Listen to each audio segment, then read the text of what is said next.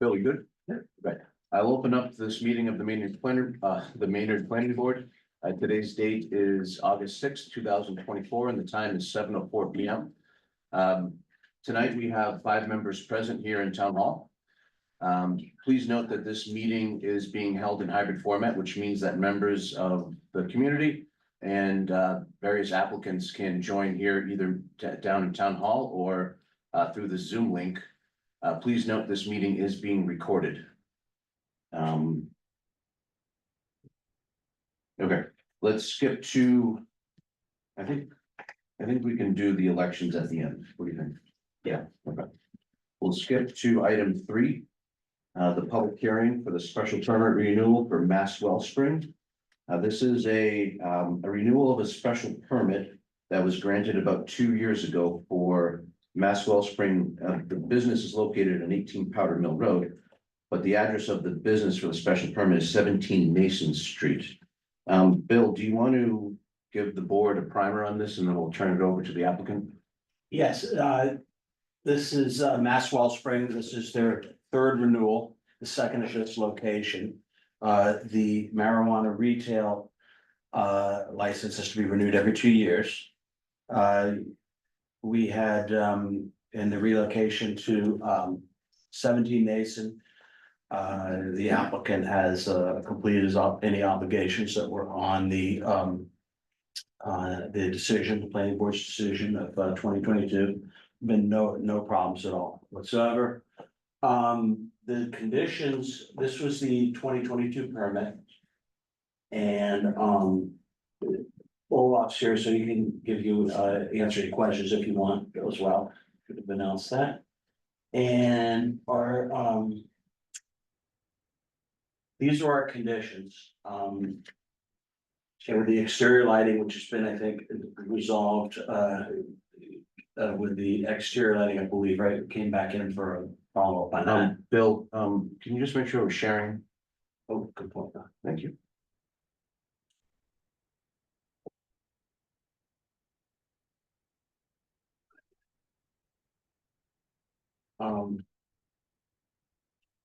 So.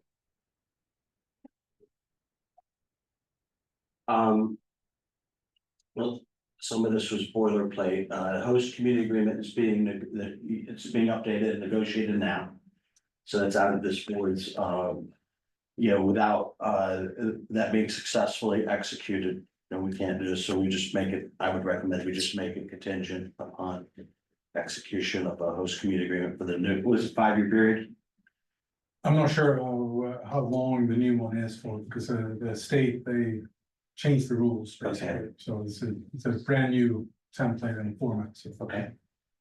And this was about facades. And if there's gonna be a change at the time, I can't remember if we did any since then. Applicant also completed the contribution to for our tree fund, complete streets. And pretty much that's it. The one thing I remember Bill asked me about this, and we were wanting to make sure that the clock and temperature feature was maintained, and that's still going fine, right? So, and with that, I'll turn it over to the board or Olaf if they have any questions. Does the board understand our role? This is just a permit renewal from, I think, a few years ago. This is part of our zoning bylaws that every, I think, 2 years. Every 2 years. Every 2 years, the applicant of this particular special permit needs to come in and reapply. And it sounds like town staff is that there's been no issues noted in the last 2 years, and that town staff's recommendation is to issue or to reapprove the special permit. Any conditions not specifically modified by the board just remain in effect, and the findings. If we go through the findings that the board found. But if you'd like to, but just finding that the conditions remain the same. Olaf, would you mind introducing yourself for the record, please? You want me to stand up there? Or? You don't have to. Okay. My name is Olaf Ngari, and I'm here to represent Mass Wellspring. And so I'm chair, member of the board, planning director. Thanks for having me. And like Bill said, that I'm here to request a renewal of the special permit for the location 17 Nason Street, here in Maynard. So if you have any questions, just let me know. Unless everything's the same, as I've been said. Would you be requesting any changes to the conditions listed in the permit?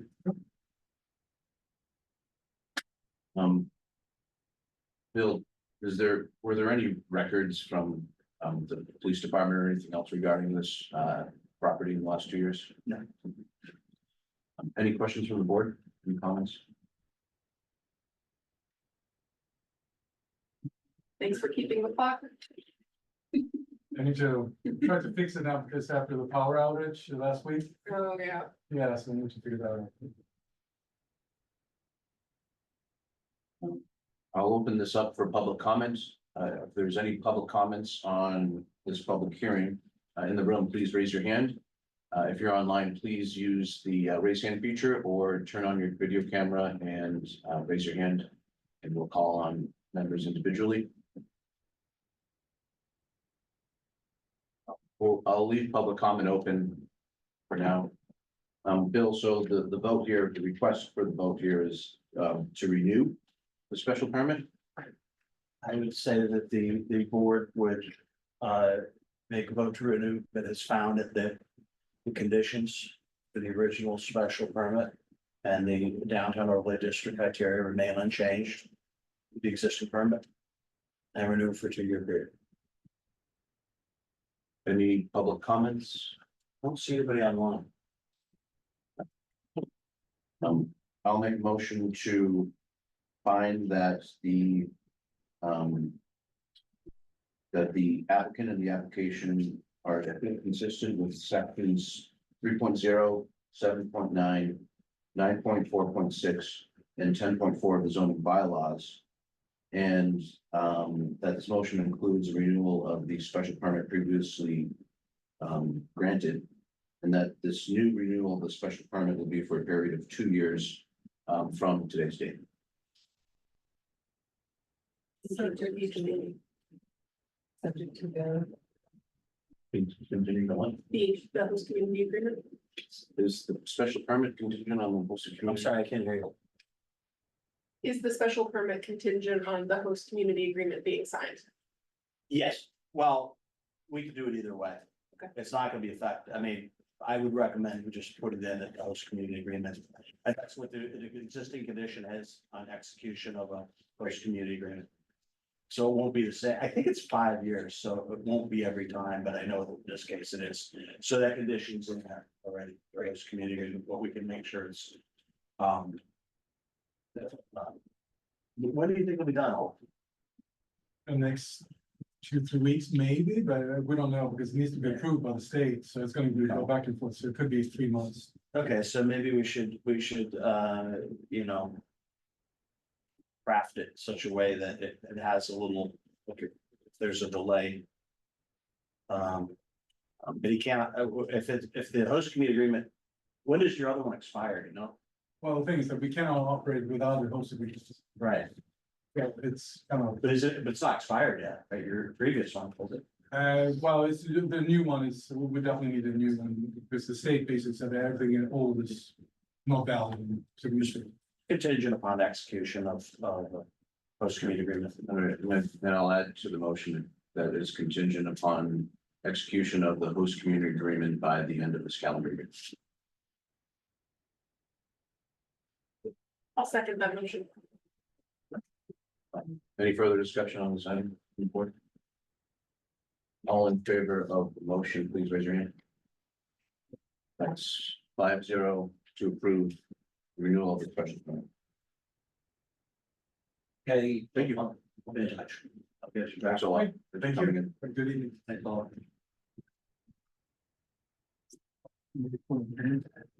Thank you. Motion? Sure, motion to close the hearing for the special permit renewal. Second that. All in favor to close the hearing, please raise your hand. It's 5-0 to close the hearing. Thank you. All right, let's move to item 4. We will open up the public hearing for site plan approval for what is listed here as the new Green Meadow Elementary School. Bill, do you want to start by giving the board a primer on what the roles and responsibilities are for this public hearing? Sure. This site plan approval is different than some of our typical items in that this is for the new school. It's been in, you're all familiar with, it's been in planning for some time now. I've been in planning stages for some time. This is, board's charge for this is a site plan review subject to the limitations of Dover and Meth. And what that means, it's, I don't know if it's anybody here, but just for the audience at home, the board's scope of what they can regulate is limited because it is a institution of learning. And in general, the project review is limited to bulk and height of structures, yard sizes, lot area, setback, open space, parking, lighting, and building coverage. Beyond that, educational facilities are exempt by law. Now, that doesn't mean that there's not going to be some working back and forth. But in general, it's a limited role. Or I should say limited scope to the planning board's role. I think tonight we've got, it'd probably be best, Chris, if you guys just, if you just go and we just introduce whoever's is on the team here, because we've got some people online as well. Also, I should point out for the board, the planning board's peer reviewer, Jim, can you hear us? Jim Thorne? Hi, yes, I'm here. Okay, Jim's on as well. So, I think after we have an introduction, the applicants have a presentation set up and a board can see if the proposed scheduling works for them. And so maybe just introduce everybody would be easiest for the team. So, I agree. So if you could introduce your team tonight, is there anyone from the town tonight that's going to be involved, or is it just the design team itself? Hi, I'm Karen Lindquist. I'm the principal at Green Meadow. Great, also. So I'm Chris LeBlanc, Mount Vernon Group Architects. Thank you for having us. What we'd like to do today is give you an overview of the project. With me here is Chris Mealis, principal with Brennan Consulting, as our civil engineer. We also have virtually Ken Gosine, who is from Brennan Consulting. We have Lynn Bisecki from Studio 2112. She's our landscape architect. And with her is Dana Siva, who also works for Studio 2112. Okay, so I do have a presentation you can share, give you a brief overview, and then answer questions, touch on anything that the board may have. I made you co-host, Chris, so you should be able to. Correct. Bill, before we begin, is there a way to shut up the HVAC here? It's just loud.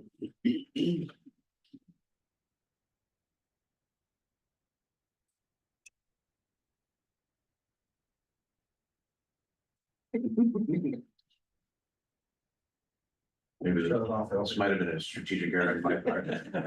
Once or twice. Just rip it off. I feel adjusted. All right, never mind. Never mind. All I right. think you did it. It's better. Yeah.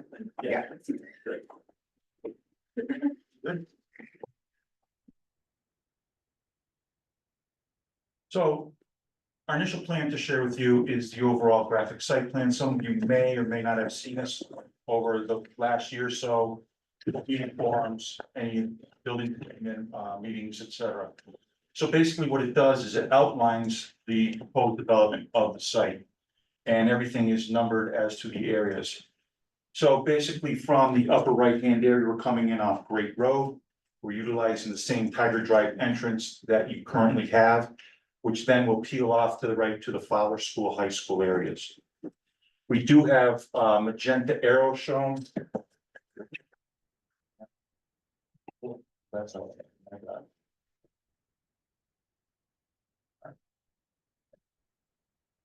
That will indicate the traffic flow of the road. As you come in from the upper right, the road kind of continues around the top and then it peels off. The buses and administration and visitor parking, et cetera, will peel off to the front of the school in this particular area. And then the buses will exit back out towards Tiger Drive. The parent pickup and drop off will then continue around, provides a large queue space. This is one of MSBA's requirements with project designs. They want to keep the bus pickup and drop off separate from parent, provide safety, et cetera. Also will help make things easier on the administration staff to make sure kids are coming and going when they should be. That will come around the rear of the building and then it will focus alongside in a single lane with drop off. It prevents cars from dropping off students and I drop my student off, I can just cut around. So it makes a very safe operation. Those parents will then pick up the exit drive back out with the buses to the exit from Fowler. Couple of key areas that we have 3 areas of parking that are spread out around the site.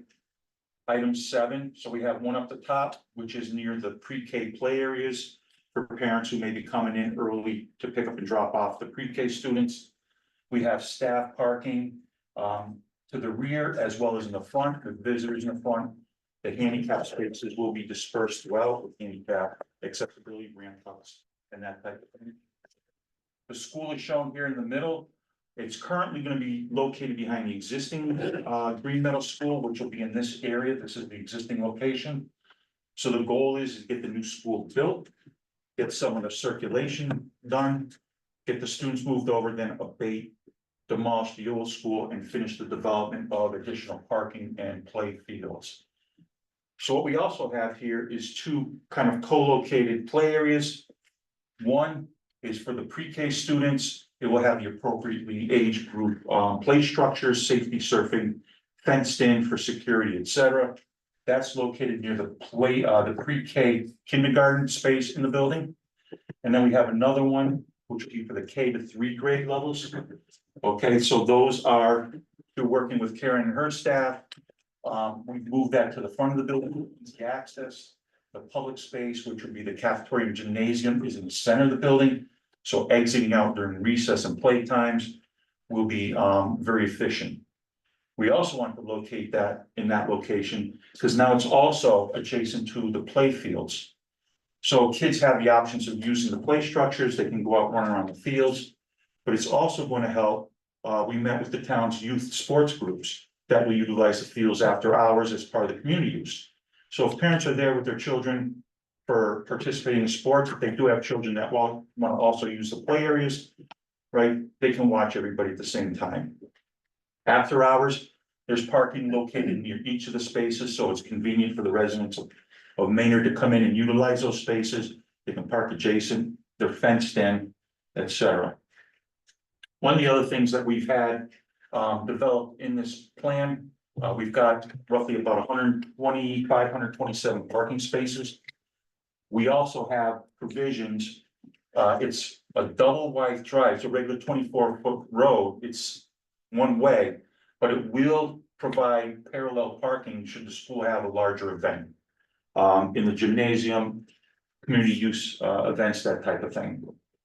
And it will still allow access for public safety vehicles to get around. We have met with the police chief, the fire chief, through the plans and gone over all the amenities.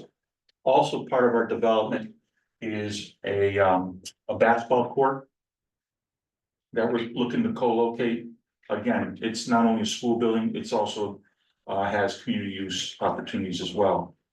We do have pedestrian access around the entire building and site. So coming in off Great Road, we will improve the existing sidewalk and extend it. I'll let Chris speak a little bit further on the requirements of that. It will get students and pedestrians, parents, all the way to this point where we will have a raised crosswalk and a signal, a lighted signal for pedestrians.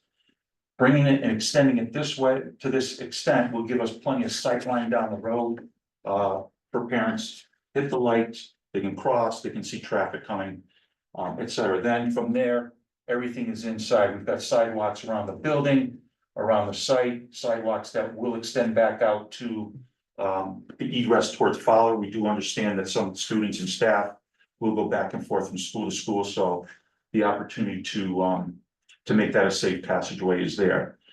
During school hours, one of the things we've worked out, especially with the play area in front, is we will have gates at the front drive that can be shut off, so people traversing back and forth from the parking areas to the play fields, it'll be a safe environment. Those gates can be open after hours to allow the normal traffic to come through. Okay, questions on this so far?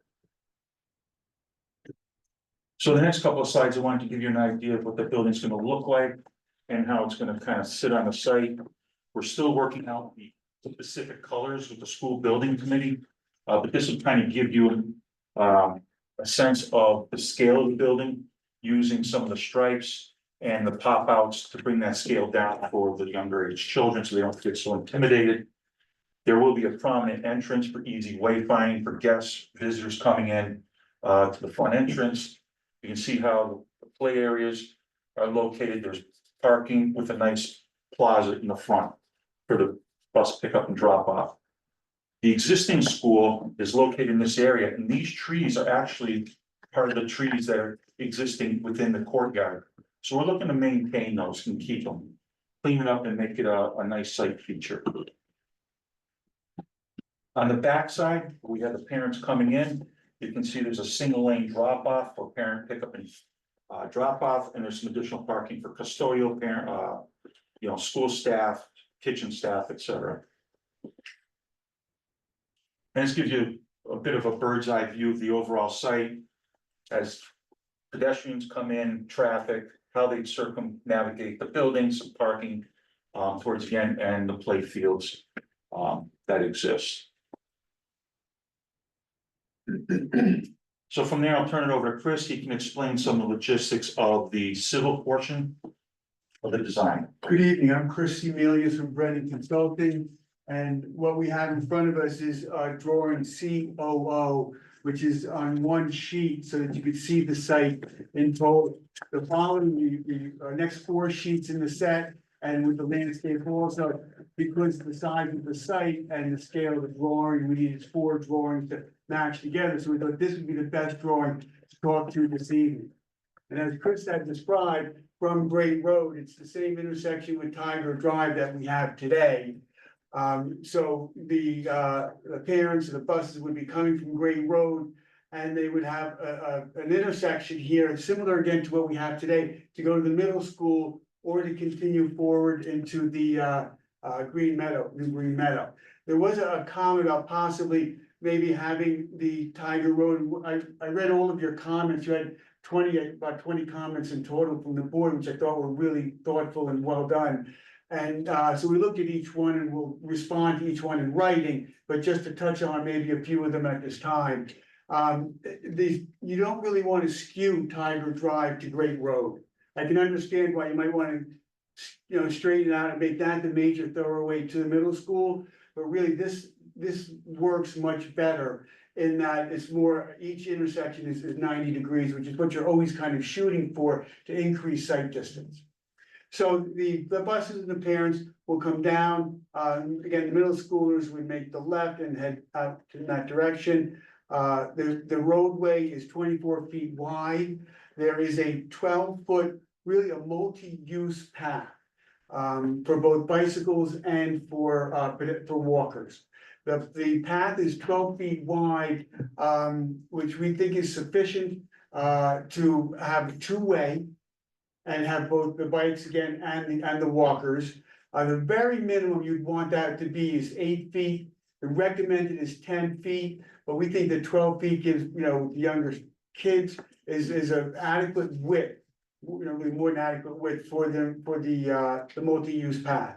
It's a little confusing because we have stamped on the plans what looks like, in one direction is the bike and the other is the walker, but really it's a shared multi-use path. And I think, Chris, we had seen your comments on that and followed your links. And it was the same information that we're following with, minimum of 8, recommended 10, but we went with 12. So that pathway follows the road. Now you come to your first decision point, and that's right at this point here.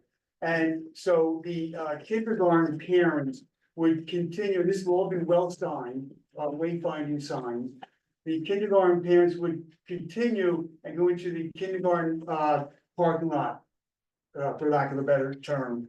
And then they would drop off, pick up, walk their kids to the school, and then come out into the circular road that Chris had described earlier. The buses will go to the left and will continue down and go in front of the school in their own path. Now, as Chris said, there's a gate there, so in the morning, in the afternoon, the gates will be open for the buses to traverse. But once the buses are done, we close the gates and it's a safe area. And the buses will come to an area right in front where the plaza is, and that will be rated so that the students can come right off the bus, right into the plaza, and then into the school. And then the buses will continue, as Chris had described, out to the egress road, and then back out to Tiger. Just a quick note on the egress of and Tiger Road. There was a comment about the site distance. We did check that. There is adequate site distance at the egress road and Tiger for both the vehicle on Tiger and the bus and the parents leaving the school road. It's the minimum is let's see, I think it's about 140 feet of site distance, and we have over 160. So we felt good about that. So going back to this decision point, the buses again go straight, they go in front of the school. The parents and the faculty not going to the kindergarten area will also go to the left, and they'll go into this parking lot in front of the school. Now, at one time, we did have this parking lot coming out to the egress road and around, and we had a full just one-way circulation. But it worked better for the school, and necessary town can expand on this, to have this playground in this particular area for, as Chris described, the ease and the safety of getting the students to and from the playground area. That did stop our ability to have the cars go out to the egress road and out in that direction, which is what required the two-way section here, just so you're aware of how that got to be, how it got to be. As Chris described, the parent drop off. There's a faculty parking area also at this location. We have 126 parking spaces, and we have 2 accessible spaces, handicap spaces, in the 3 major parking areas. We do have a 4th parking area. That parking area is over by the egress road. I believe we have about 10 spaces here. That was just to provide more parking spaces for the school. It's a little bit out of the area, but still very usable, and maybe for the fields, it might be a better place for parents to park. And that's part of the total of 126. So we did note that in one of the comments about the kindergarten students, or pre-K, I'm sorry, going from the parking area into the school. We're gonna make this a wider and just a walkway, no bikes along the path in front of the kindergarten, pre-K, parking lot. And then the pedestrians will cross over at this decision point, the walkers, and they'll walk more on the outside and then into the garden. We have a full grading drainage plan. I'm not sure we need to go through that at this time.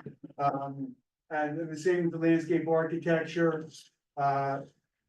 We did see, I think, Chris, in one of your comments, to separate the road. The road is 24 feet wide from the multi-use path. We can do that, but we have to take more trees, and we're trying to be sensitive to that.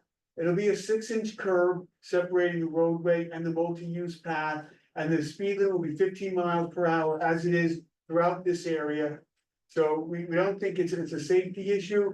And again, we can move it, but we have a number of existing trees that we have to take as a result of that. But that's open for discussion. We do have an elevation raise in the back of the southern part, the back of the school. We're putting retaining walls in that area. Just so that you can see where we're doing open detention basins for the drainage. And that's in this location, the dashed line. That's not on your plan. We just added this. And what we plan on doing is, the next meeting is August 27th. So we'll respond to the peer review comments and of course your comments. And we'll revise the plans and come back in what would be 3 weeks from now. But prior to that, we'll make sure you have a set of plans for review before the 27th, and we can talk through more of whatever the board and the peer review comments unearth. May I interrupt? What was that item that's not on our plans, that's on that The detention base. vegetation basin? The water. Well, gee, I'm sorry, stormwater management. so a stormwater management basin, Yes. just that's all. Yeah, that had been one of my comments, what if. So, it'll be good to see. Right, and It's running around, right, and it will be a grass surface, so it will be mowable, if Great. you will. And there will be trees around it, so we don't want it to be a play area. Great. Right? And thanks. And Oh, good. sorry, yes. Yeah. And your regulations do call to show, we just did not by mistake, so it's here now and it will be on the next set.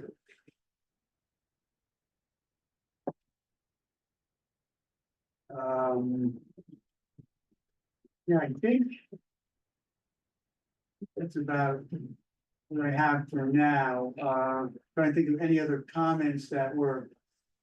That we had here, We are probably gonna talk through this in a little more detail anyways. oh, yeah, I sure. think that was a good overview. I'm not trying to cut you off. No. But, Sometimes I don't know when to stop. yeah, I found that to be a fine overview.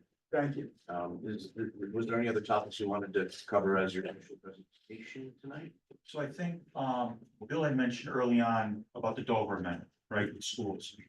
So even still, as a design team, we try to meet all of the local zoning, right? So the building height, setbacks, areas, all that information, we don't want to come in here, well, it's a school, we can do what we want. That's not the case. All of our projects, from our standpoint, should still meet the best of our ability. The local zoning ordinances. That just makes us a good partner, makes it a good project. And this project does meet all that. Yes.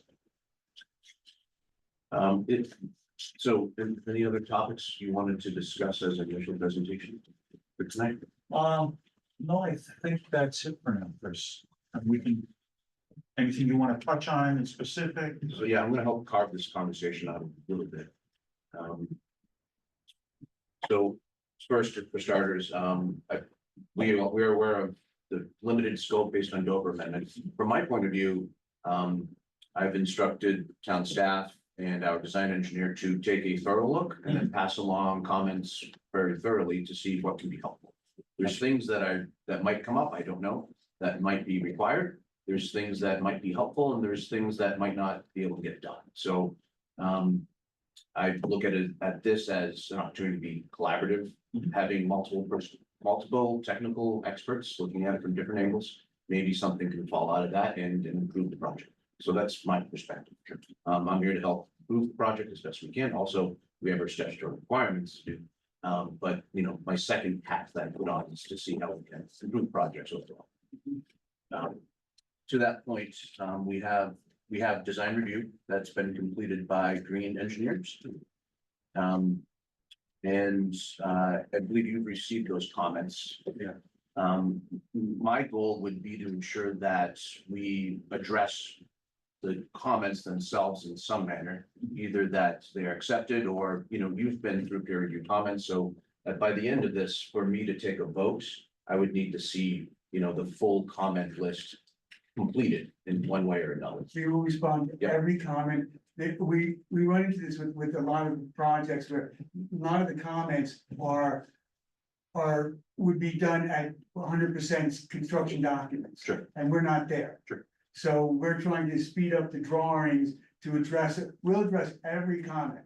But, there may be some that are like, well, that's done at the big document stage.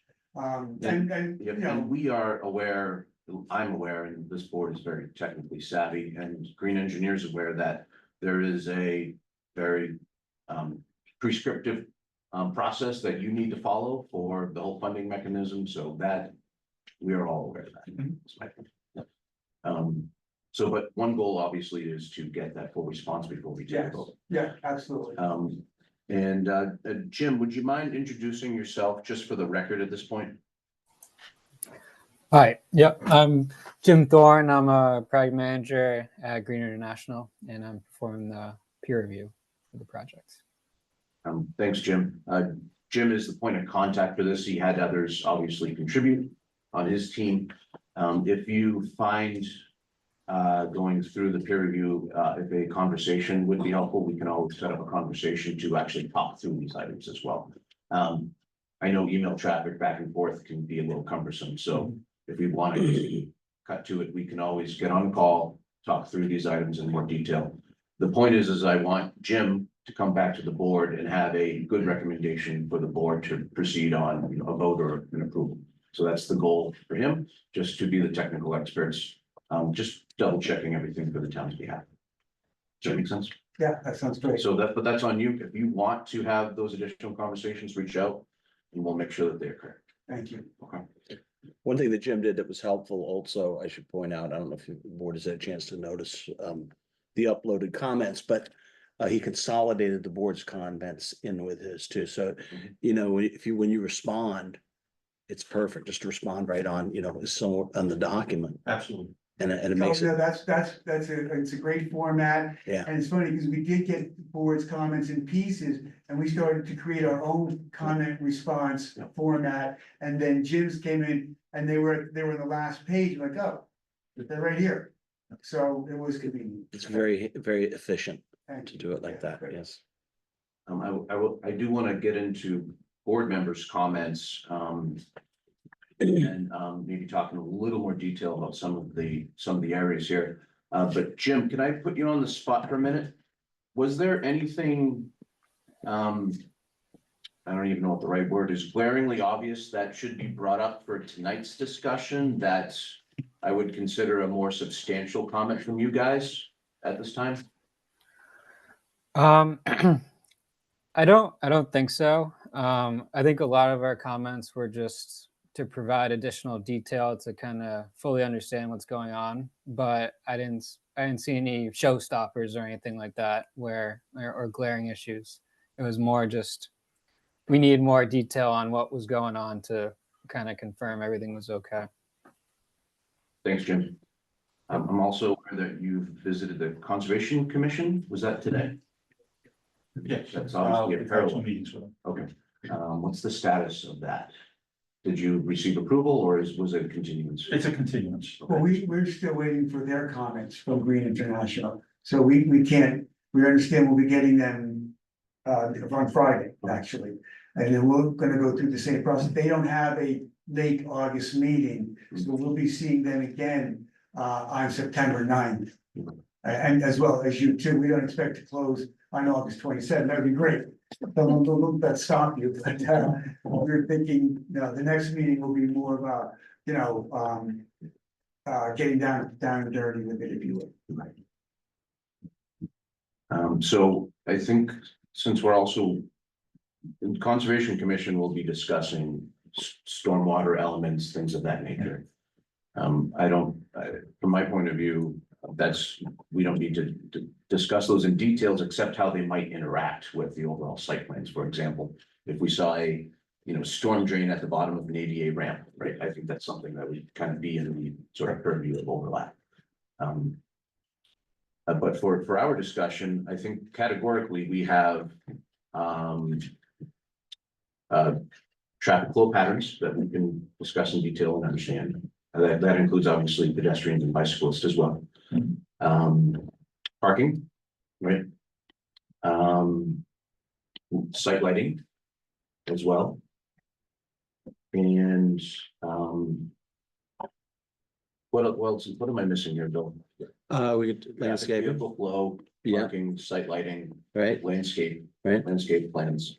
Yeah. Categorically speaking, are those the four major topics? Yes, design, we want to look a little bit at design and circulation, as you said, and, yeah, I think that's pretty much it. Does that make sense? Do I find it helpful to Absolutely. structure the conversation categorically? That's okay? That, the utilities that we understand are primarily with the DPW, we have a water and sewer permit that we have to obtain from that department. So they kind of seem to cover water, sewer and drainage as we said, conservation. Okay, my opening comment on, let's start with traffic. And traffic, vehicle patterns. My overall comment is that from the outside perspective. The traffic flow and parking patterns seem a little chopped up, and I kind of understand why. I know that's not a critique. For example, there's a parking lot that dead ends, but you explained why it dead ends there, particularly in front of, the one right in front of the school.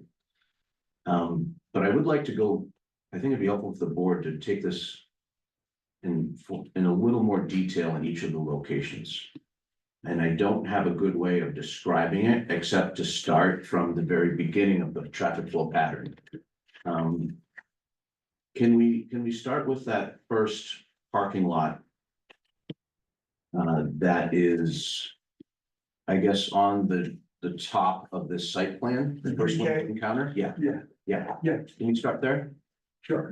Is there a way to zoom in on that? Yeah. And we'll start with planning board comments, starting there. And then we'll just circumference ourselves around the Yeah. property. Good plan. Okay. Does that make sense to everything?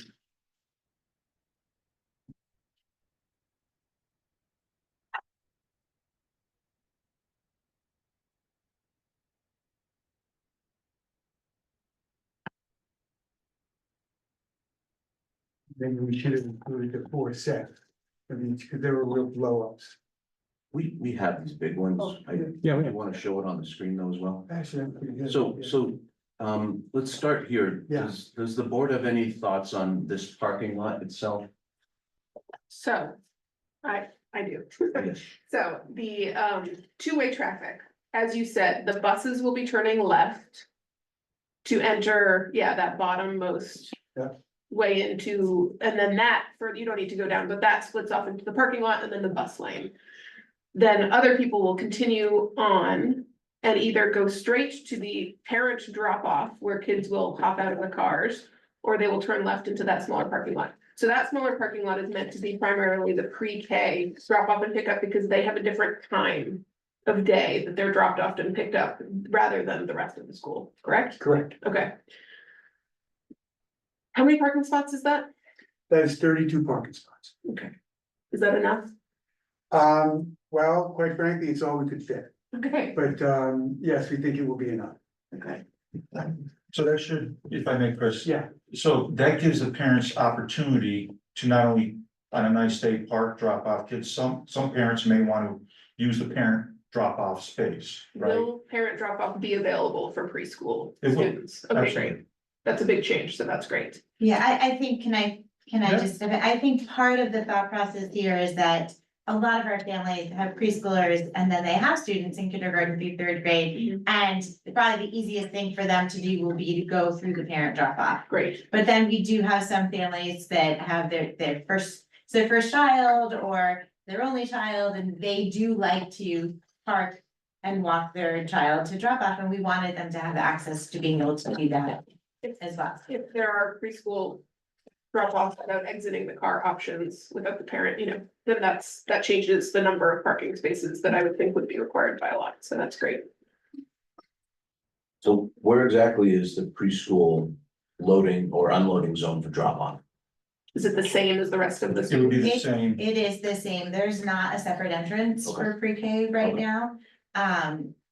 So they would be if they're part of what they're calling the car line, then they would be dropped off with the K-3 students, which actually will shift the start time to be a little bit earlier for pre-K, because right now it's staggered But not very simply staggered, because of traffic. Yeah, And so essentially it'll make the start times about the same.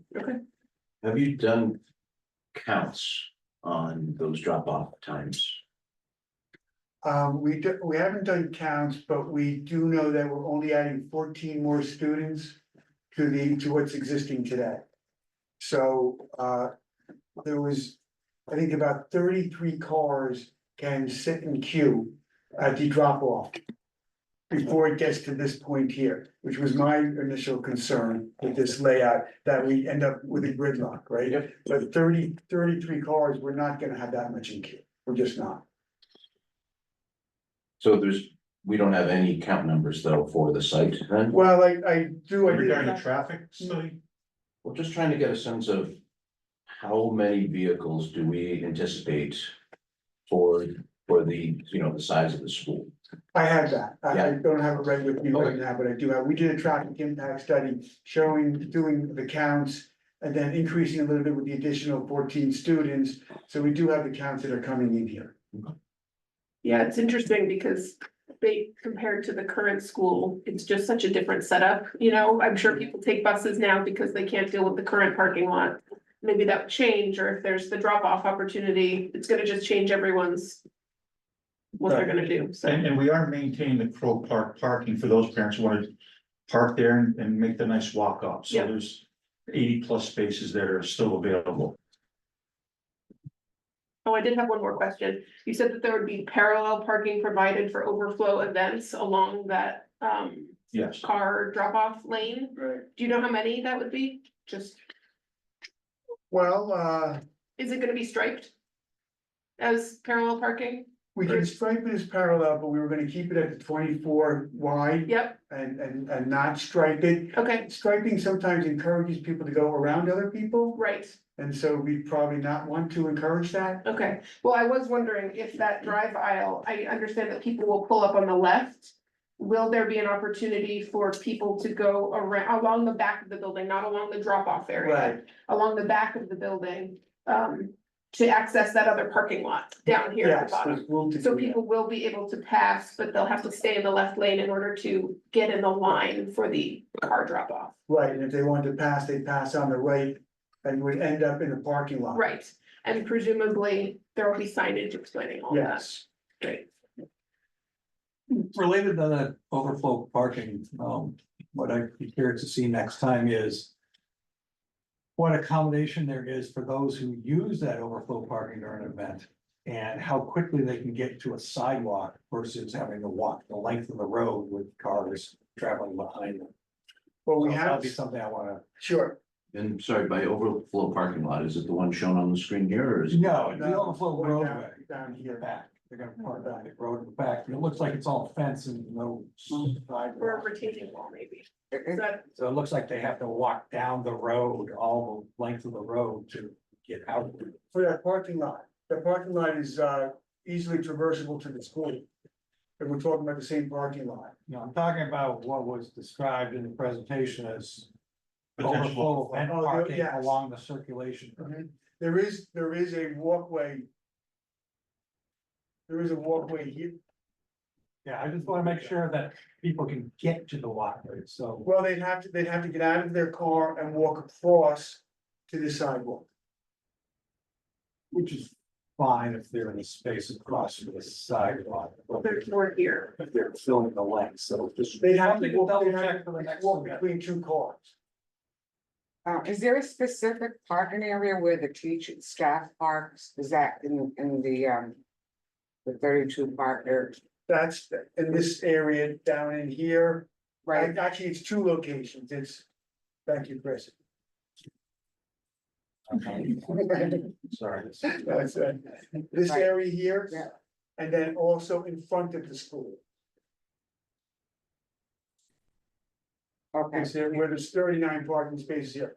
Yeah, I don't think you would ever have 39 visitors on any given day. Well, I'm talking about the staff and teachers. The teachers, the staff, maintenance. What's the projected, It's like 105, 110. you know, when the we projected teachers and the faculty. Is there a specific area where they park? They don't park with their parents, obviously, they're going to park. I mean, they park on the side, the front of the school. What? So I think my understanding is that staff would park in that front area Right. where the two that goes out into the two-way zone, and then in the back area. There's not designated spots for parents in this plan. There are currently about 115 staff members that come and go throughout the day, including the after-school program. So that doesn't leave a lot of extra parking. But that's why that pre-K lot has been developed, because those are the families that are more likely to need to come walk a child in, drop off. And some of those spaces could be available for parents that are picking up a child that's ill. That would be, but they have like 15-minute, a sign saying, okay, 15-minute parking, come in. and go. Exactly. But the idea is that parents would be using the car line or accessing buses, which is a cultural shift, but you know, they still have the opportunity of the Pro Park lot if they want to come and stay. And then there are those additional spots along the field area for families that want to pick up and then pull in so that their kids can play longer after. So is there a special area where some children get picked up by, children with disabilities, is there a special area where they get dropped off? Is that in front of the school? Is there a parking So- space for them? Yes, any vans, special education vans Right. for accessibility would go in the front of the school. Where the buses are dropping So off. is there a special, designated area for that bus?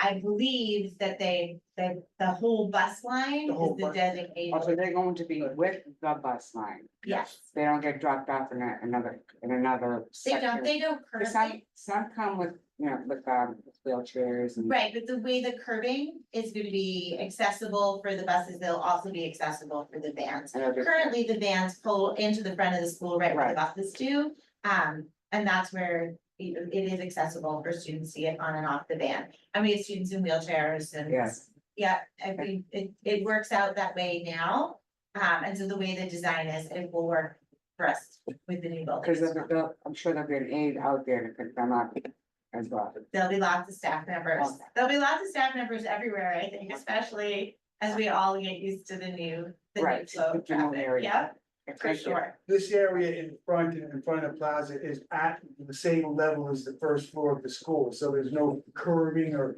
you come out of it, you have a wheelchair or whatever. You come right out at the same grade. Okay. As if you were walking right into the school. Cause that's the way the lifts work, so they need the sidewalk.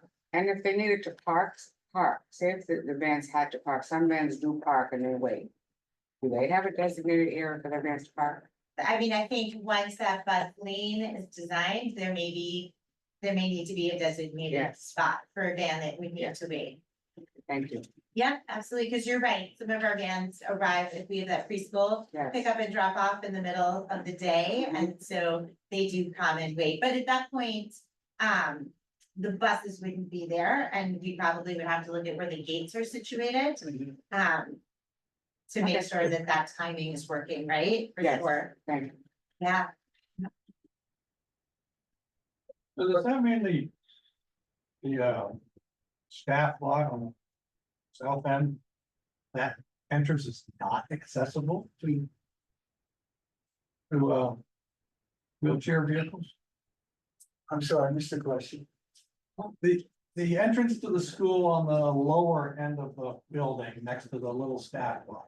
It's not there. So scroll down all the way to the bottom. The back, the sort of back lot. It's accessible. So that's not accessible to. Well, wheelchair- right now, what we're thinking of is raising this along the plaza.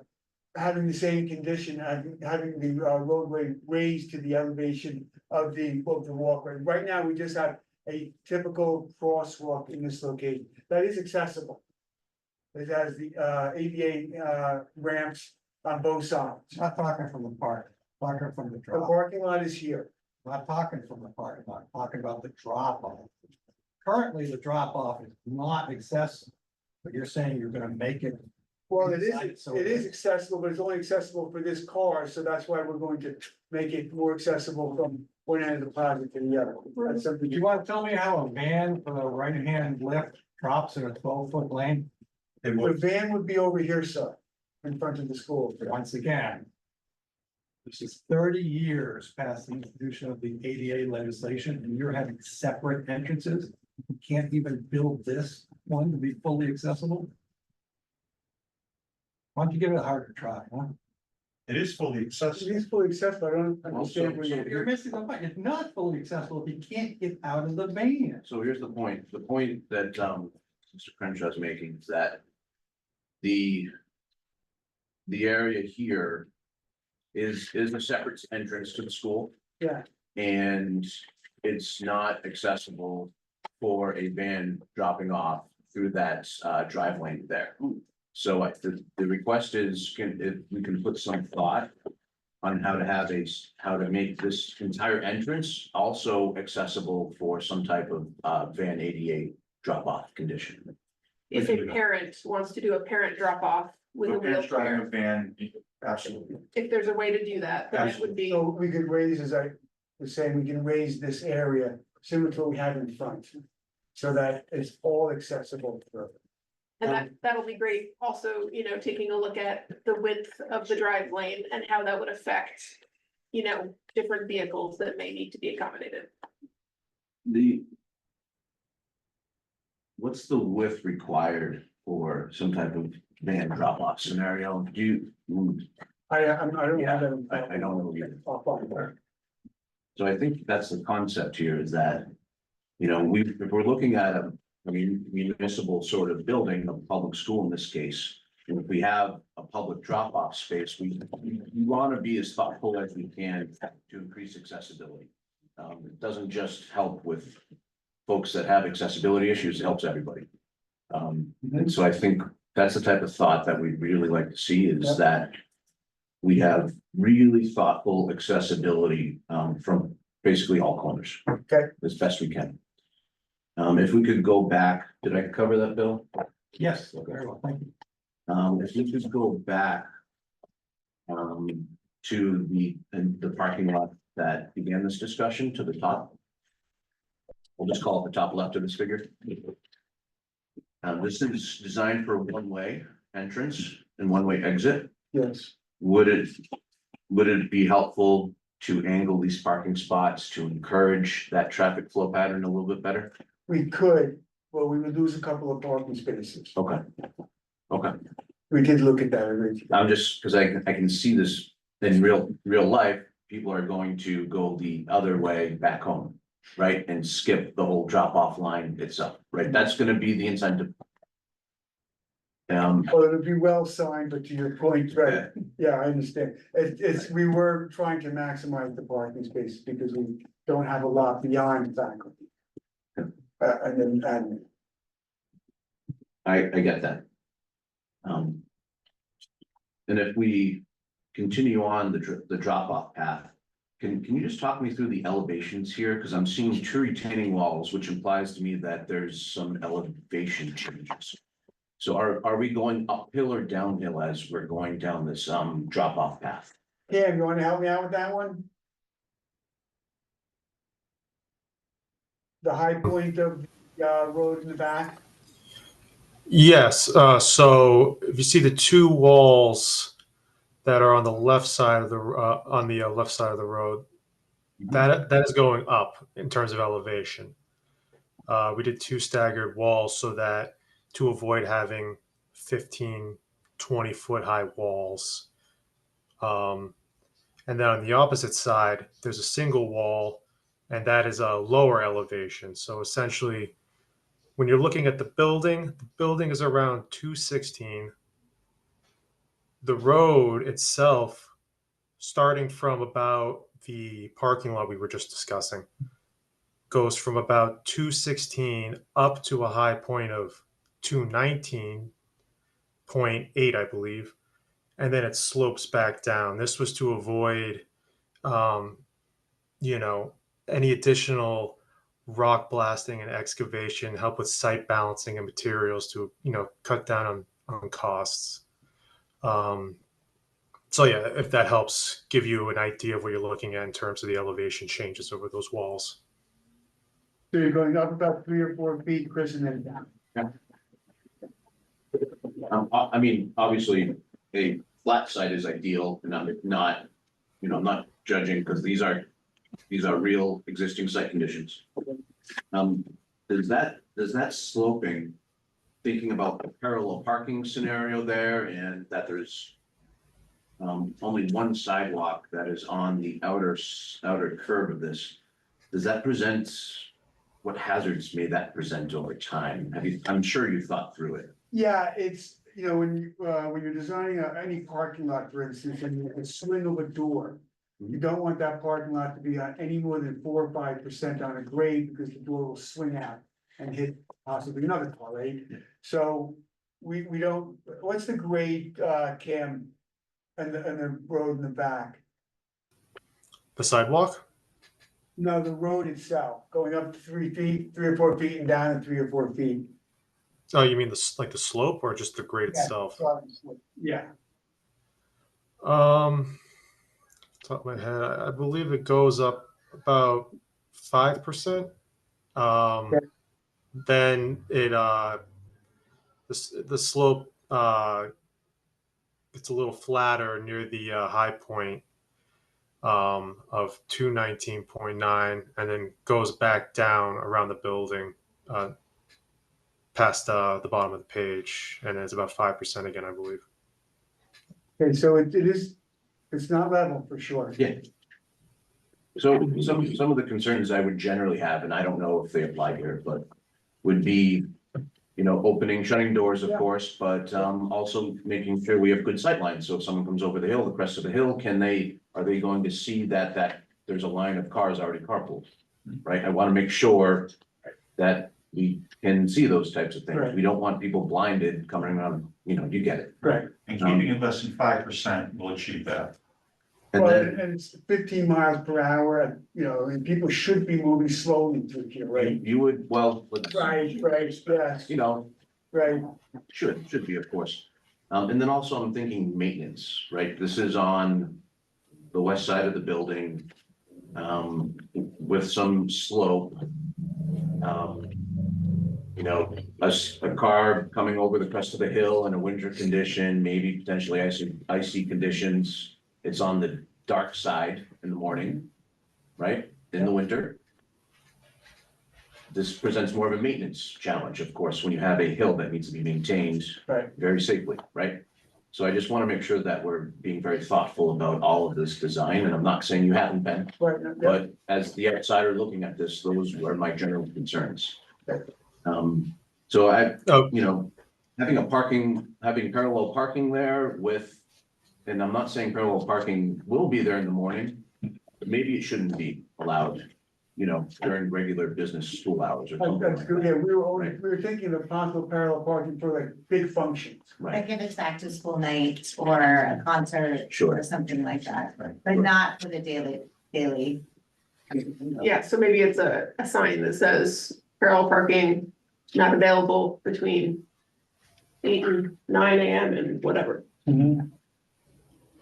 Just to chime in, I double checked the grades. The slope going up and down is 2%, not 5. I had that That's correct. bad. Yeah, that's even it's high. getting a little concerned about 5, so. Yeah. Okay, so 2%. That's much better. That's much better. It's much better. My concerns generally are still there, so as long as we're putting a lot of good thought to that. Yep. I think that's gonna be helpful.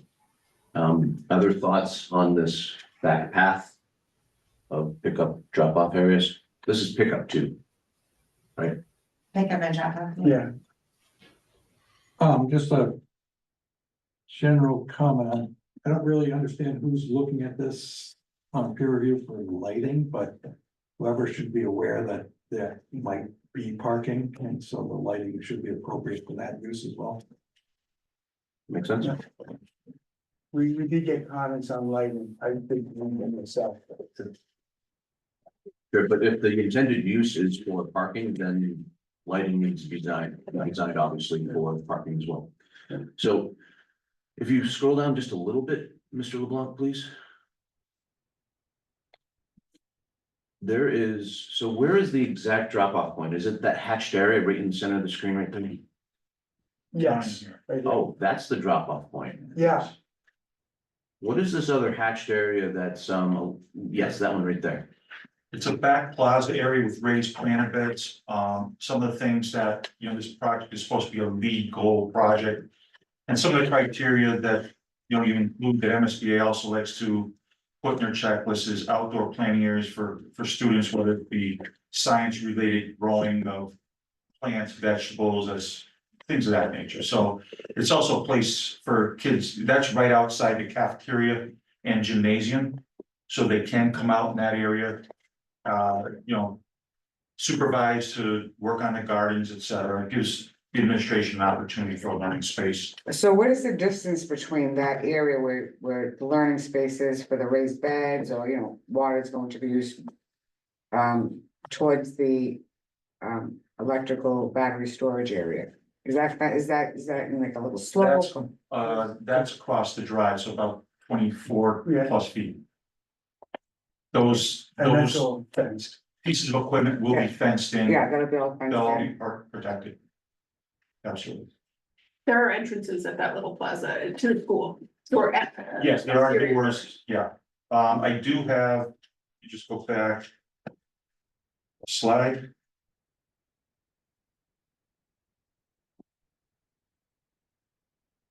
So this is the plaza area, the beds aren't shown, but there are doors in the back to both the cafeteria and gymnasium.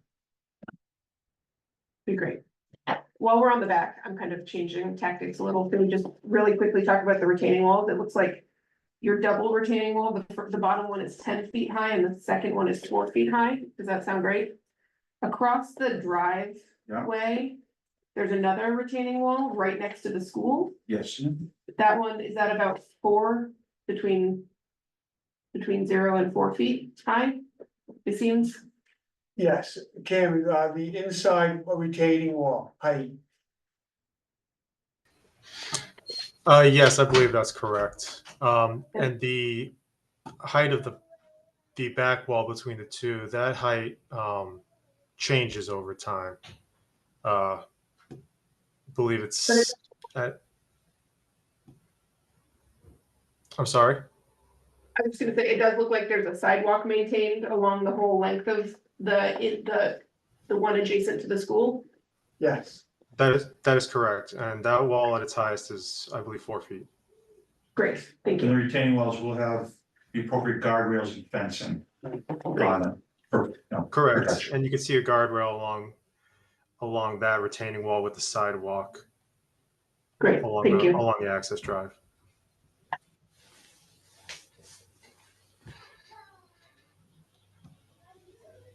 And across from that small plaza area you discussed, there is, I believe it is that a trash bin area? So across from that would be the generator Generators, okay. and potential battery storage for the PV system that will be put in place. Generally, we like to see, I'm putting more on my professional hat now, a reasonable amount of working area in case something needs to be worked on. Mhm. This seems like critical infrastructure, right? And it's within a prominent drive area of the school. Is that gonna present problems at all, a hazard at all? It should not. uh, We've talked with utility and the providers. right. The battery storage people, if you will, Mhm. and the transformer, we feel there's enough room in front. And along the sides and in between for them to work. If support trucks, vehicles that need to do maintenance on that, maybe emergency maintenance or something else, they're gonna need to park nearby, it seems like the entire drive lane is now compromised. Well, there will be times when they do need to work there and they can't drive around back, sure, Right, that's what I'm getting at. yeah. Is there a possibility of squeezing that back a little bit and having more of a drive-in lane that can be, even 4 feet, carving up 4 feet for them to pull in, may help. But yeah, we'll look at that, it's not that much of an occurrence. Sure. right? So, but we'll look at that. I'm just thinking, I'm putting on my long-term, emergency Yeah. management planning hat and saying, critical infrastructure. We want to maintain, but we don't want it to impact, business operations either. Right, so that's the kind of balance I'm asking for. Is there a way to not impact the drive lane while also being able to maintain the infrastructure?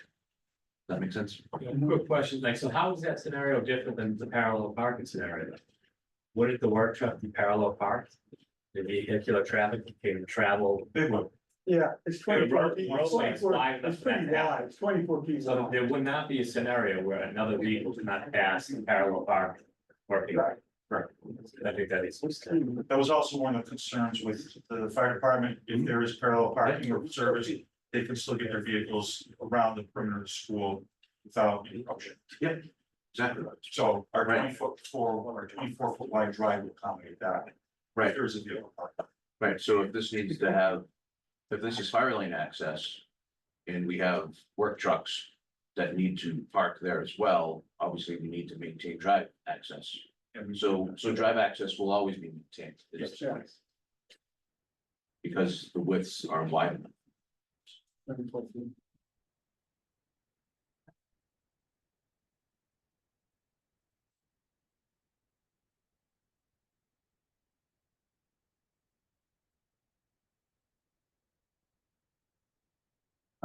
If we continue to scroll down to the next parking lot, there is, sorry, does anyone else have comments thus far on the sort of area we're talking about? At the bottom of this figure, that's the dumpster area, is it trash only? It's recycled and trash. Okay. Fenced in. Do you have vehicle turning patterns for this? Is this, are you envisioning this as a front load operation? Front load operation, back out, and it should come through the parking lot. And they do have the room. And you've done the movements? Yes. Okay.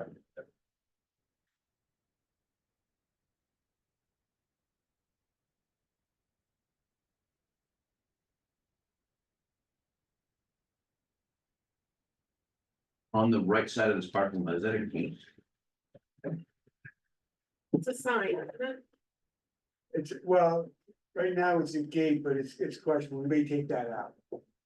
Yeah, I'd be curious what the point of that gate is, if it's one way traffic. Yeah, I'm not sure. We'll check on that. Yeah, I noticed that. Good.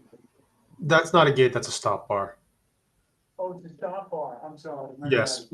with two signs. Yeah.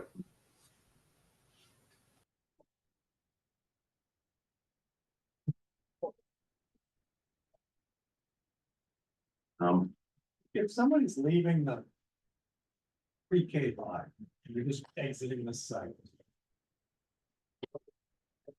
We go through the drop-off lane or the parking lot? They should go in the drop off, through the drop off lane. They should not circle around and circumvent the lines. They have to wait in line like everybody else. But if they've used the parking lot, like they've. Right, parked in the they've done parking their lot, work, so to Yeah. speak, yeah, They still have to get in the line. yeah. That's operational, I'm not sure. Could be the opportunity to come through the parking area. They could, but yes, I mean, that would be up to, we'd want to to work. That was the type of thing where I was curious if that's a teacher lot, maybe by that point that's happening. Nobody's using that, like that lot is not being actively used by parking cars.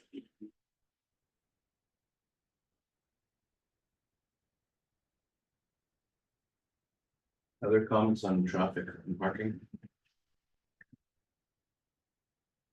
I guess my one thought on both of these areas that. Well, the one that has the raised sort of plaza in front, and then if that same condition happens on the back. Is there a plan to put bollards and stuff kind of along? Yes. Yeah, In both the front where the bus drop off is and the parents. We talked about bike things, or just cars. Yeah. So if staff member is attempting to park in the front lot, but it's full, are they able to navigate to this lot? They would have Can you do to, a hard left out of that exit from the front lot? they would have to turn around and come out to the decision point I described earlier and make a left to go around. But it's designed to accommodate the left? Yeah, they can make a left. We'd have to, yeah. So not there, the next Yeah, intersection. yeah.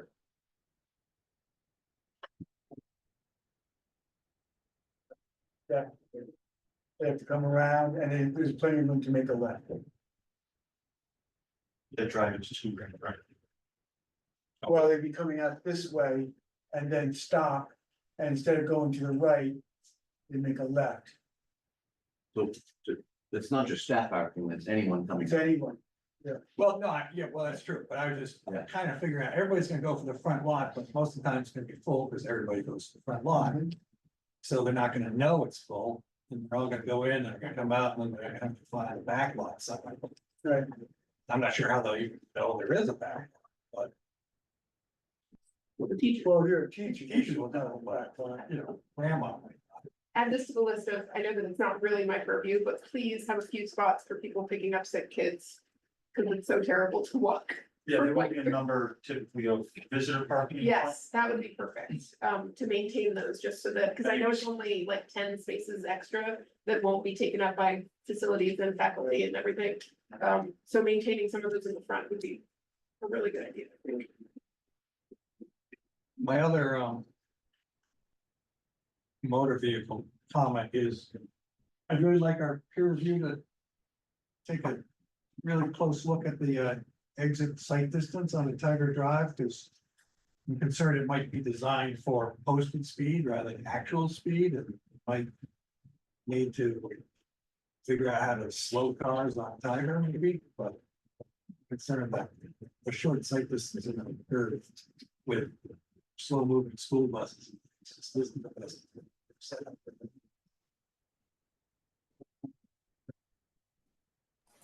Yes, we can look at that.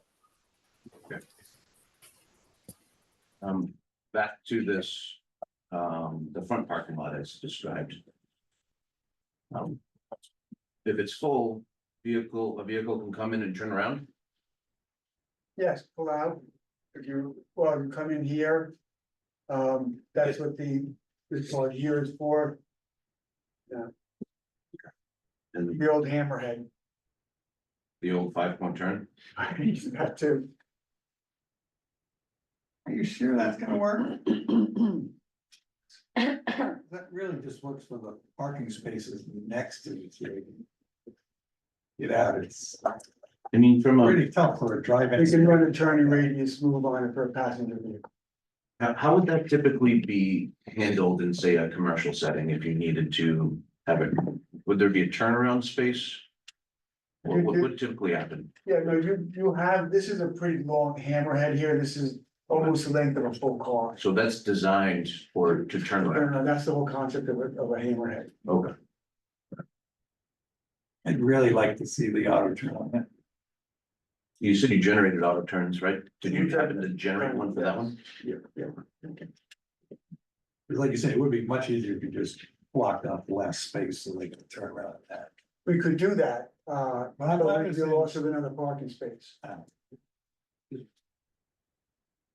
So show the auto turn to our peer review and have you sign them.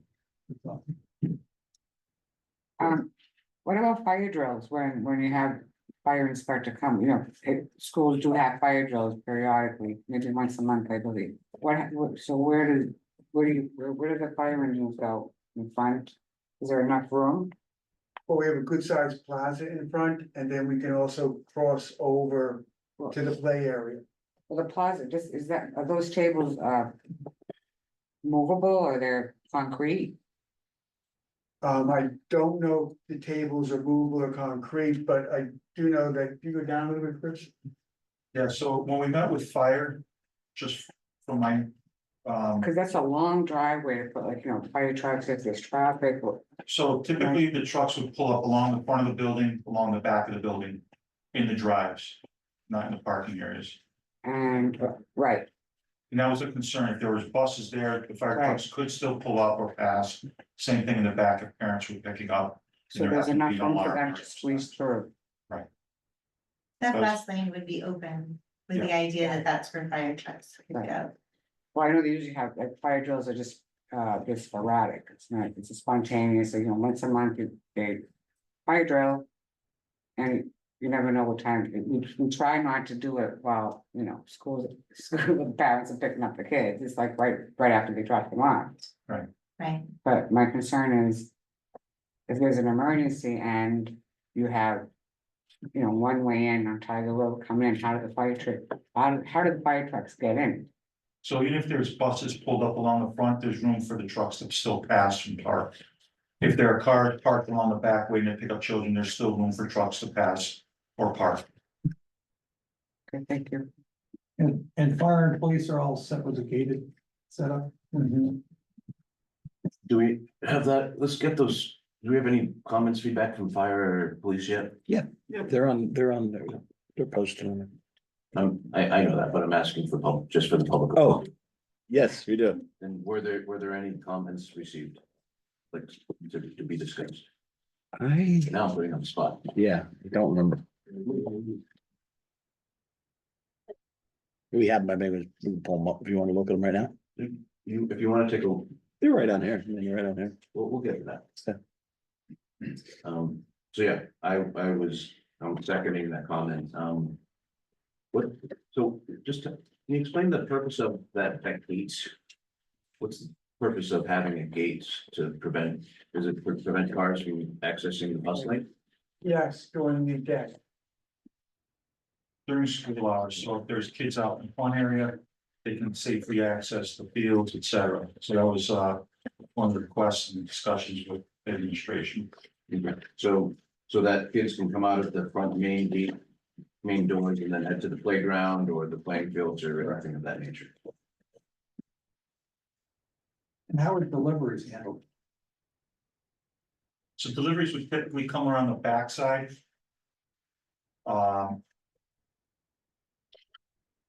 Our custodial and receiving area is in this location, so vehicles would come in at a scheduled time, pull up along the curb and offload through the doors into the building right here, which would be shipping, receiving. So mail, UPS, DoorDash, everybody? The UPS and FedEx would typically go to the front. That would be an operational thing that we would have to work out and continue our discussions with admin. There's smaller packages, if they have a large delivery, that could be scheduled for the shipping and receiving area. I hear your question though about the gate, and how does that work? That's or not scheduled times. We're gonna have to pull into the parking lot and carry their packages for, that's just an idea, I'm not. Yeah, I would. Something working. Yeah. And in the cafeteria, where is it exactly located? Because I know the trucks are big when they're dropping off supplies, food. So the kitchen's right in this area here, and the cafeteria is just inside that. So, So the kitchen's right next to shipping and receiving in this location. and so they have a door from the back to go into, I guess, the shipping. Yeah. Thank you. And is there storage for maintenance? I mean, I know that, the crew, for the school. The maintenance crew, they have their snow blowers, they have their salt, is there a shed, where do you store that? So. For most fire departments, you can't store any motorized or fuel generated vehicles inside the building. Right, So that would be something to. Yeah. You know, the district would have to work out, but there is storage space in the kitchen and custodial spaces for. Supplies. right, so you probably would need to have a space, a shed or an area for them to store all that stuff, because come winter time, they need that. Yes. So where would that be? In the We can back? work that up with the facilities director. Oh, okay, thank you. Sorry. Who. Has just come on, the facilities director just changed, so Oh, the old one retired, so Tony, I believe, is the new one there. Yes, So yeah. those are those discussions we'll have. thank you. I believe currently they have a storage container. No, currently there is like a garage space for all the things that you're talking Right. about. I know at Fowler, they have a separate shed. So there would need to be space for that. Right, thank you. Cognizant that it is 8:30, already. Maybe we look at,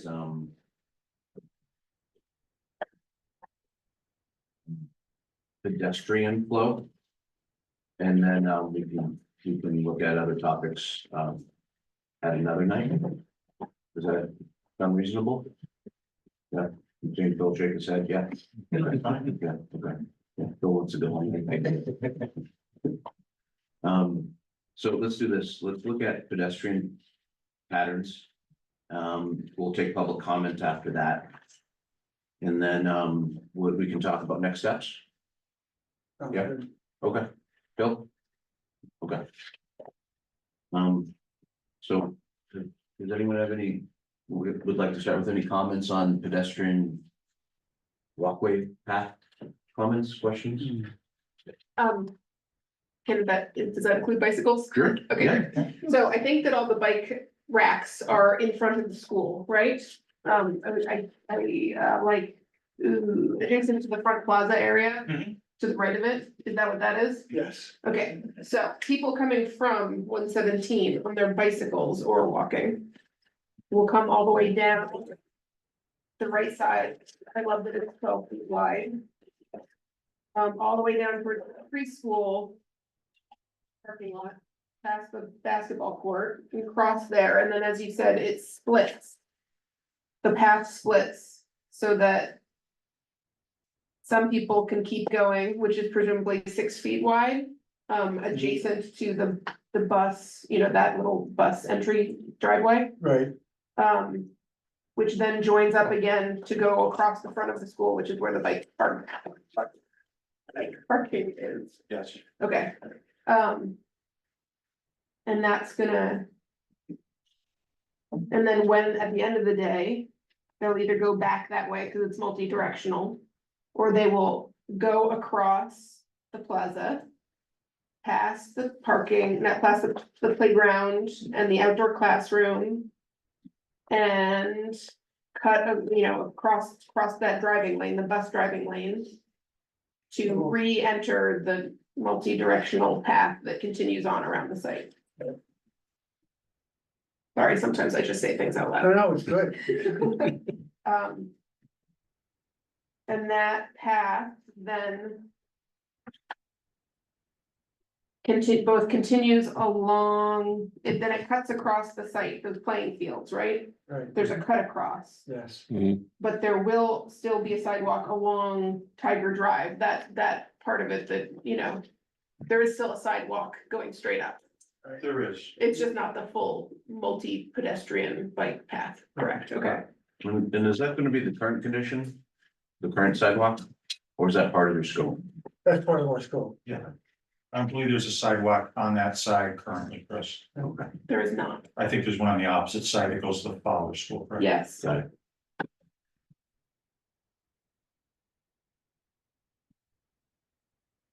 You have a question? So I think I did when I started, but I think I just figured it out as I was talking, Well, sorry. you just raised two questions for me. So if we can go back to the main crossing by the pre-K lot. And that split area where the path splits. So you say you're gonna rework that, right? Because that path is gonna become 12 feet and it's be separate from the pre-K. Well, we're gonna push the bicycles to the outside, where my pencil is here. Not have the bikes along the parking, because we'd be mixing peds and walkers. And the bikes, and it's too thin. We're thinking of widening this side to 8 feet, so we're still working on this part. Right, because the bike thing has to be 12 feet because of the multi-use, right? So Yeah, now I was. well, we could make this part one way, we're still working on this part. So I was glad to see that big crossing is raised, that's nice. You mentioned a signal, is it really a signal, Yeah, or is it some sort of we have- warning beacon, what do you got there? No, we don't have a signal there. No, but one of the options is a pedestrian crossing light, hit the button, the lights flash, let motorists know that there's in fact. Just a warning beacon, okay, yeah. And what about, Not in, but it's one of the things we're still working. Yeah, what about those other pedestrian crosswalks at the entrance into the campus? Are those raised and have the warning beacons, what are you doing with those? no, they're just, right now, they're accessible, typical crosswalks. They're not raised.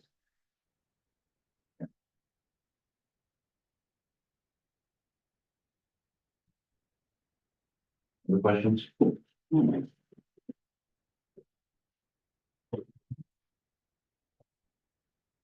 But the point raised earlier about an offset from the vehicle travel way to the path, I like that a lot, so I'd like to see some analysis of those options, even if it's for certain areas and not others, because I don't really understand. Yeah, maybe in some areas there might be a tree issue, but I can't imagine there's tree issues there. Well, we're figuring 10 to 20 trees would need to be removed if you create that space. Well, I'm just saying, you might be able to do it in most of the places, and not everywhere, I don't know. We'll look at it. Or like a raised curb, or I don't know, something that comes up just to, again, separate it from the driving lane of traffic. I thought there was on that. Well, there is, Did- a 6-inch, Yes. yes. But I mean, like, maybe something that comes up vertically beyond, I mean, I don't wanna get like, Creates a tripping hazard. yeah, I know, but I'm just trying to think of other creative ways that, you know. So here's my perspective on this, and I understand the need to maintain certain tree conditions that are already existing, and I agree with that. If I think about this project 30 years from now, right, I'm trying to envision what I would like to see, what this site requires or what would be beneficial for 30 years from now, 50, 70 years from now. Separated walking bike lanes are safer for pedestrians. We have a very bike heavy community. We have a very pedestrian walking community. Separated bike lanes with separated by hardscape or landscape is generally a safer condition for children and for obviously adults passing through. That also provides additional area for plantings, as we've seen throughout towns, throughout sort of modern designs. That potentially could have more tree cover, as I see it many years from now. Decades from now, I can see that separated landscape area and having tree plantings in it could provide more canopy long term. Now, I'm not naive that there are costs associated with all this and that there are other design challenges that may input on. I just ask that we take a really hard look and understand it, because for me, this site would be very much improved if we could carve out as much as we can separated spaces like that, right? Again, I can't be involved in the team making those decisions. And this, I believe, is, we'll probably get to the point where what you're presenting is probably compliant. But this is the point where I look at it and say, this is how we can absolutely improve this project if we have separated, as I've already discussed. And so I won't pontificate any further, but does that, I presume my point is made. Okay. And I'm happy to reiterate that point to, committee members that you report back to. Again, 30 years from now, I would see a vast improvement to the site condition. That's my point. Are you thinking a separation between the PEDs and the bikes, or are you thinking of a separation between the road and the path? Oh, if you want me to design a roadway, it would definitely be roadway, some type of hardscape curbing, bike lane path, landscape with trees, and then walk path. But this isn't Amsterdam. I'm aware. I was imagining, what if it's a 10-foot wide multi-use path and a 2-foot health strip? Between the two. Well, Yeah. If you were gonna maintain that separation. Yeah. For lumen seeds, shall we say, it's 4 feet. And if you wanna put a tree in, and I just learned this from our landscape architects, it's 6 feet. Yeah. Yep. So. Yep. You know, there's, as you can imagine, there's trade, but we'll look at it, we'll absolutely look at it. I want to start with yes, and then find, if we get to know, we get to know. Yeah. Right, but and I think a lot of community members would fully agree that that type of design element would be very beneficial for a very heavy walking and biking community. Great. One last question, I hope, about pedestrian circulation. You go to the Tiger Drive turn intersection, the one that has the 2 crosswalks. So, Move down a little bit. I think it's. it's on Great Road, the internal. The first one, Yeah. There you go. So that crosswalk that's, oriented portrait on this view here, what does that connect to? Is there a new sidewalk on that side? I don't quite understand what's going on there. Right side, Right. I believe that's just an additional walk from, Great Road. Great Road, So there's gonna be a new sidewalk on that edge? Yeah. On that side? Right. That's a sidewalk, not a multi-purpose, right? Yeah, right. So that's 6 foot or a 12? that's another 12. Oh, And that's absolutely part of project scope, because I think currently isn't that a current condition that there's a sidewalk on that right side of Tiger Drive? There's a, yes, you're right, Chris, right along my fingers, see that little double line, So, that's a sidewalk, or that's a walkway, sidewalk, if you will.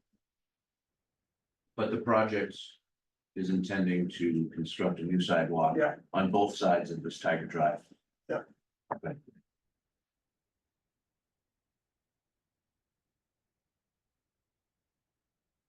The outside dash line is the limit of work, so.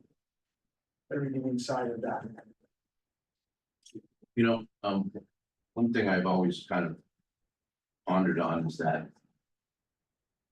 if you could scroll over just to the left, This,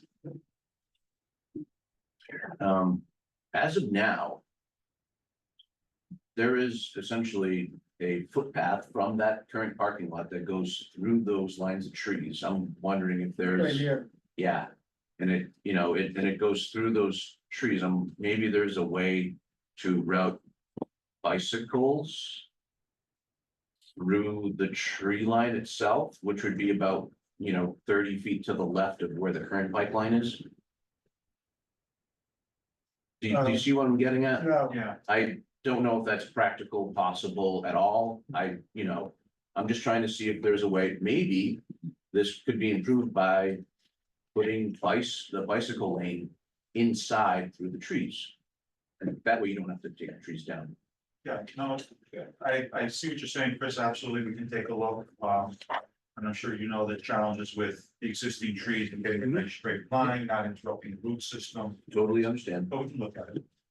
And anyway, I'm just trying to think of ways we can improve the safety of children biking to school. Also make it fun going through the forest. I will say, to all your points, one of the things we've considered with this is the maintenance factor. Clearing, falling leaves of trees and everything, so that all kind of fixes into your suggestions as well, so all the things we'll take a look at. And possibly some shade, maybe some umbrella trees in the playgrounds, because it gets very hot for the kids out there. Yeah. And they usually go hide underneath the structure when it gets so hot. We do have shade structures planned for the play areas. Okay, thank you. Hi, everyone. This is Lynn from Studio 2112. I just wanted to weigh in on some of these conversations about the bikes and the trees and things. I think one thing with respect to this area that we're talking about, it would be really beneficial for somebody to show a grading plan if possible. There's grades in here that's the reason why some of these things separating that bike path. I think a lot of the questions that are coming up are totally valid. When you look at the grading, it does answer a lot of things. And I will say, with respect to trying to snake a path under existing root systems of existing trees, that is a real challenge. You will have significant impact on that root structure. And then when we do talk about the whole kind of 30-year down the road, what we don't want to do is create a condition where we are going to have heaving from the root systems on our new paths. So being able to kind of consolidate those together, I do appreciate. I think there's I agree. I think there might be places where we can separate, have bikes adjacent to the road or pedestrians adjacent to the road, maybe a planting space in between and separate them. We can see where we can do that, but we just need to be very mindful of planting, doing pavements around existing trees or where we are proposing new trees to make sure that in 30 years, we don't have massively heaved pavements. And because we all have worked very hard to make everything universally accessible with the grades throughout the site. So we want to make sure that our pavements long-term will support that as well. Thank you, Lynn. That's great perspective. Any other thoughts from the board thus far?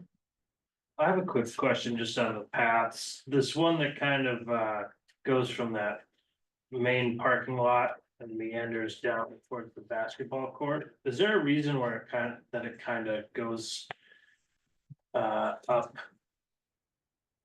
into those trees and then around? I mean, I was just looking at the grading plan. It looks like it kind of goes uphill just to go downhill again. And if the thought was to try and save some of those trees that are in that existing courtyard, I'm curious. Yeah, Lynn, could you answer that? I can. That is the exact reason. When we first started on the project, we heard a lot about kind of the love of the existing courtyard and the desire to maintain as many of the trees in there as possible and still have a walking path through that area. So that's what that path is doing. And you can see this is a perfect overlay for what is existing in the lighter gray, and what we're proposing in the darker black lines is still having access to that area to be maintained and sort of an homage to the previous school. So that was a direction that we were given by the faculty and school, the SBC as well. So we've worked hard to keep that in the project and try to maintain that and make sure we can work the grade so it is a universally accessible path as well. It's a fun place to go. That's where kids can hang. To go up, to go down, that's part of that fun.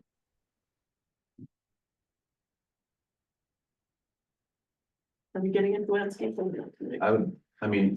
I like the applicant to sort of drive how they want to manage the discussion as well. I'm feeling taking on another topic might be a little much for people's brains tonight. What do you think? Well, we're gonna see you in 2 or 3 weeks, so. Yeah, so as long as everyone's okay, we can maybe topically not take on another topic tonight? Yep. Okay. Any other comments on pedestrian? Sort of adjacent to this, one last question. There's a retaining wall on the southeast side of the site as well. Mhm. Am I correct? Yeah. Yes. I've noticed that the other retaining walls have fences and other sort of safety apparatus. What's the consideration here for not having any type of fencing or anything else? There should be fencing on top of anything over a certain height, absolutely. Yeah, let me look at this, the height of that. It's to separate for the environmental Yeah. weapons here. Yeah, right, because Yeah. This is for 7-year-olds, right? 7-year-olds. I think the whole site should be 7-year-olds, right? That's kind of the idea. So, and I'm not saying you didn't consider it, but we just need to make sure that it's understood. Any other questions from the board at this moment? I will open it up for public comments. Bill, would you mind? Let's take the share screen off, or at least find a way that you can see all comments. So open up for public comments. If there's any public comments online, if you could use the raise hand feature or come off or turn on your video and please raise your hand, and we'll call on members individually. If there's any public comments in the room, will you please raise your hand?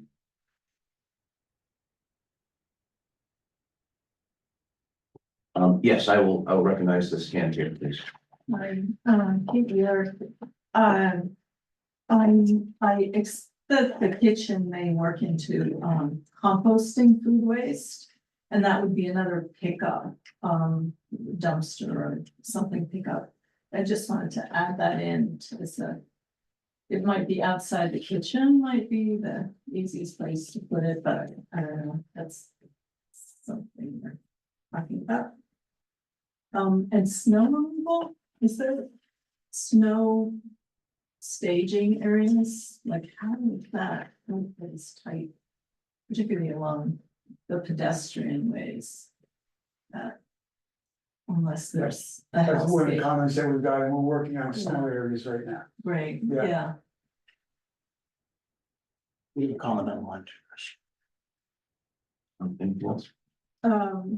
Yes, but do you want to take No, somebody else? please. Okay. Yes, please. Has anybody talked about dark sky lighting for this Mhm. site? Yeah, okay, so you're. Actually, on the it. Yeah. photometrics plans. Great. Yeah. And, raised crosswalks everywhere slows everything down. It keeps the speeding traffic from speeding. But then snow removal. So I love a raised crosswalk for pedestrians and it's just. Feels so much safer. And thinking about the bikes, I didn't understand on the plan that bike lane that goes through the playing fields, was that paved or is that just a dirt? That's paved. So couldn't that be two-way and that be something, or does it cross too much traffic to use that as a two-way bike separate from everything else? Access to the school? I don't know, but. I think it will work both directions. I was just taking my own brain through the Yeah, thing no, I that way. understand, yeah. But yes, I think it will, That might also- Yeah, the Yeah. 12-foot both-to-use paths Yeah. are bi-directional. yeah, All for of sure, for sure. As if that was bikes only. or No. mostly bikes. No, it's not gonna be. But the nice thing is that 12 feet will accommodate bikes Yeah. and pedestrians safely. And there's gonna be lots of fencing, there are major wetlands around there, including, protected species in some of them. That migrate, and I was thinking if you're gonna fence the wetlands and the edges off. Could there be turtle spacing underneath, or is that also 5-year-old spacing? You know, like, what is the? What We're is the not putting balance? fencing around the wetlands. Well, I mean, on the edge of the site, you know, some of the fencing is gonna be within 100 feet of the wetlands, so. Just, you know, the turtles are always trying to get out, but 5-year-olds need to be protected, so I just throw that in as. Right. I have a feeling conservation will. Yeah, be addressed conservation. with that, for sure. Bill, would you mind passing along that comment to conservation, please? Okay. Thanks, Bill. And I really like I would give up a parking space to be able to get in and out of it on the diagonal. I mean, it just feels so much safer if you're having people coming in and driving through and walking through. To be able to see behind you as you pull out into what's coming at you. But. Sacrifice parking space. That's it. Thank you. Thank you for your time.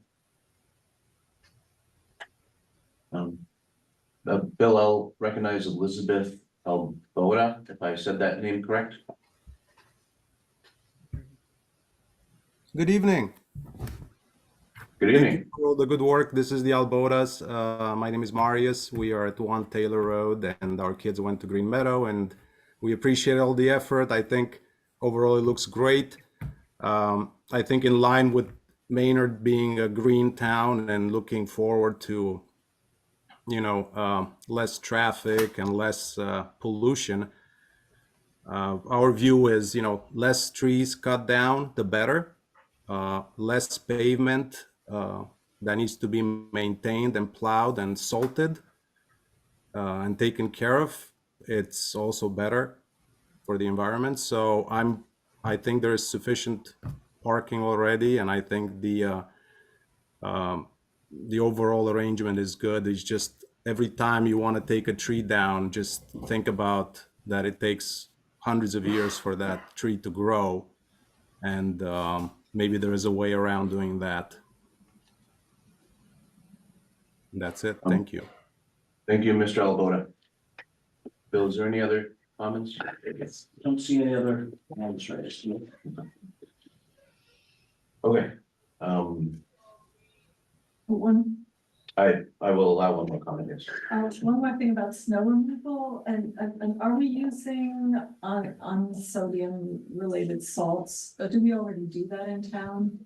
Because with the drainage off this site would be great. My guess is that's probably an operational Yeah. topic with the town and not with the design team, would be my guess. I don't think the design team has any input on, No. on salt products. No, that varies from town to town. Presently is operational. Thank you. So should we discuss, continuance? Okay. Bill, our next meeting is, 27. and I think we have the whole side, I think. Oh, yeah. okay, so what's the goal here with peer review? Is it to make progress before the next meeting, or would we try to accomplish a full, complete peer review by that time? We're going to attempt to do a complete full peer review. There's a lot of comments, and but it's 3 weeks, so it's our intention to do that. We'll know more next week when we have all our team members together, because it's not just us, it's the landscape, it's lighting, the architect, it's everything. But our goal is to respond to all the review comments, peer and board and others, and present a new set of plans. Thank you. So as we get those together, Chris will forward them through Bill to the board. So you have time to review them, and then we'll go from there. Jim, do you have any final thoughts for us before we continue? Nope, I think I'm good. If you could just give us time to perform the peer review, that would be great. To do a back check, make sure that everything was addressed with your revisions. That'd be great. You know, how would the board feel on when we do these, we're gonna be doing these adjustments, the plans that are coming in, and you know, we've gotten away from the idea of clouding. Mhm. That would probably help a lot if the board wanted it. Again, I mean, we actually call for that in our, do you prefer that? So Bill's referring to with other applicants that we've requested that changes are clouded so that it's understood. These are very busy site plans to begin with. So obviously Greens understand what the changes are, but I would suggest any substantial changes that we find a way to note those on the design drawings. It's also going to be helpful for communication with the public. It's very hard for, we could probably talk through some of the design changes if they're not clouded, for example. I think it'd be easier to display for public view. It's a standard practice we use in addendums. I'm just trying not to be prescriptive, just We'll structure. try and do it to more substantial, otherwise we could end up with clouds everywhere. There's that too, and so we'll just do our You best. get it. Yes. Just use good judgment. Right. Okay, thanks, Jim. All right, what's the date, Bill, for continuance? August 27th.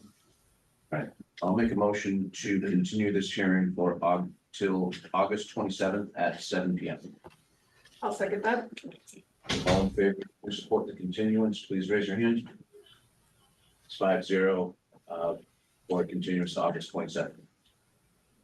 Thank you, everyone. Thank you, guys, for your time.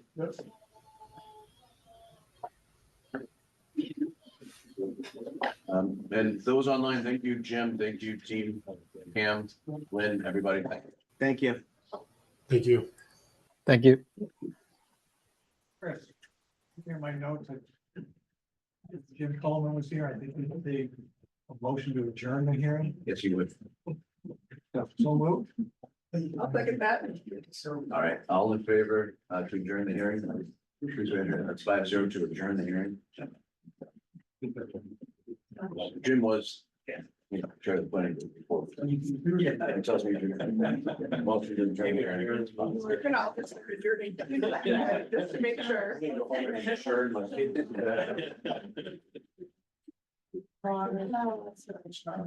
All right, what else we got? Minutes and chair elections. All right, 2 minutes.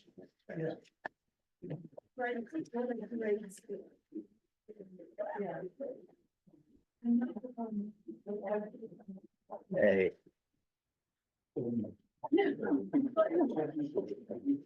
You can take this if you want, just keep this one. Yeah, I actually look at this. I'm missing after all minutes, I'm missing. We have the minutes. I know, I didn't give them myself, I only got one. You want to left? Yeah. I just. Yeah, well, I didn't, you know. Hey, sorry.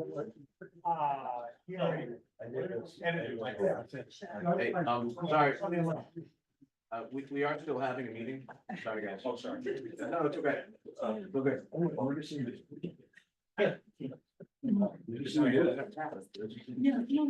Yes. Right. Thanks, Chris. Hey, Kate. You guys might have taken that. Thank you.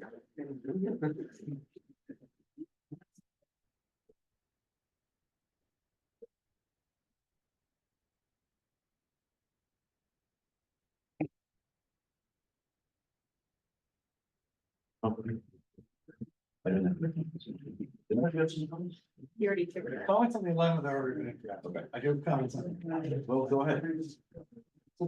Comments for July 9th, it's just the roll call votes could be a little more definitive as to who was voting. Just, I think we had 3 different sets of voters at various times. Oh. At that, oh, because we had, you were in and out on that. Stanley was in and out. No, I was there the whole time. Jeff was still an alternate. First I heard. I was just like, yeah.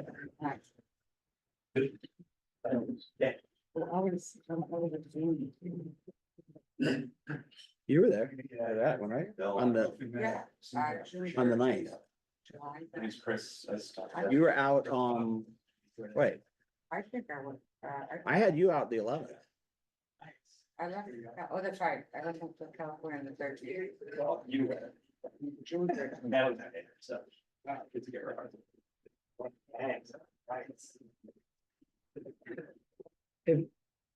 Should we? Yeah, I'm Dylan, I'm Chris, Jeff. Jeff, good to meet you.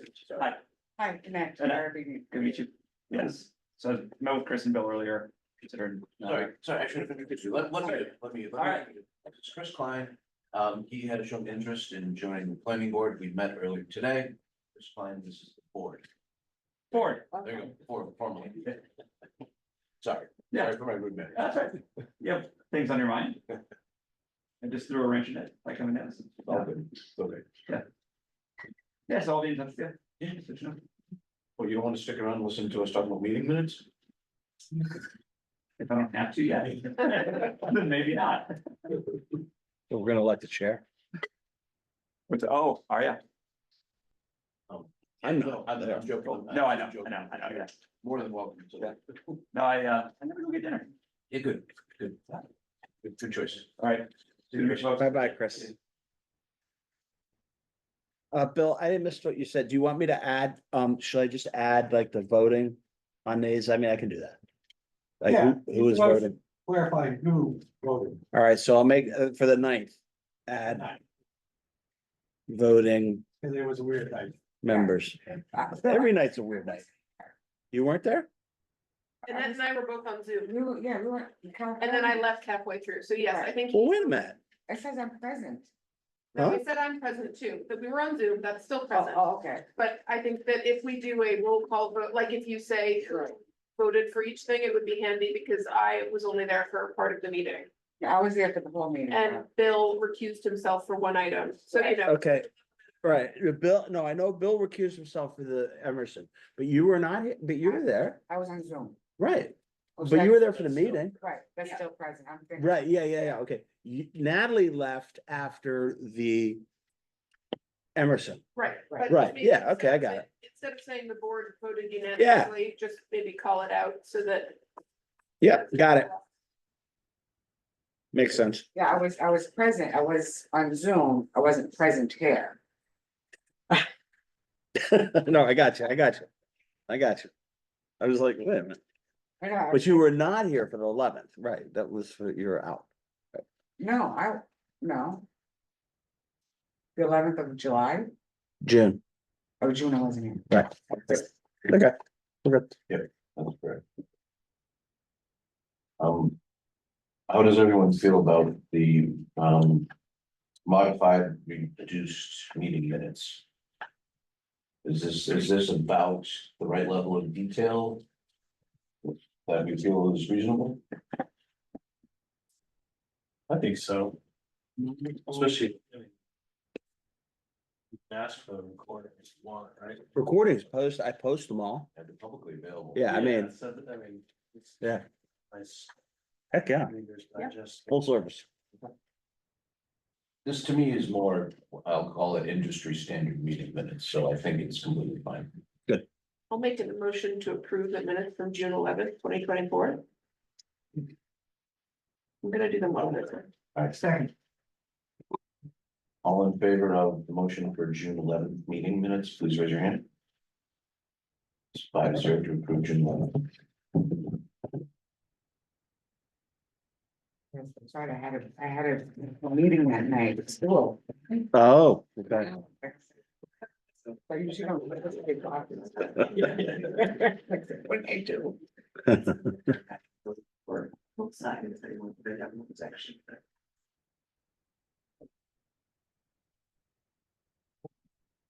Are we modifying the June 9th? July 9th? Yeah, and are we gonna, So I was only at half of July 9th meeting, so I'm gonna review the recording, because I don't know what was said about 1416 Hillside. If I'm gonna end up voting in the. You don't have to vote for it. You don't have to vote for them, the minutes. Like, if you don't want I to. know, that's what I'm saying. Right. I'm gonna abstain, Yeah, yeah. but I'm also telling you at some point I'm gonna review that, so then I can sign the little thing. Yeah, we gotta do Mullen. Yeah, exactly. Yes. Right, we're just. If you just remind me, I might forget that.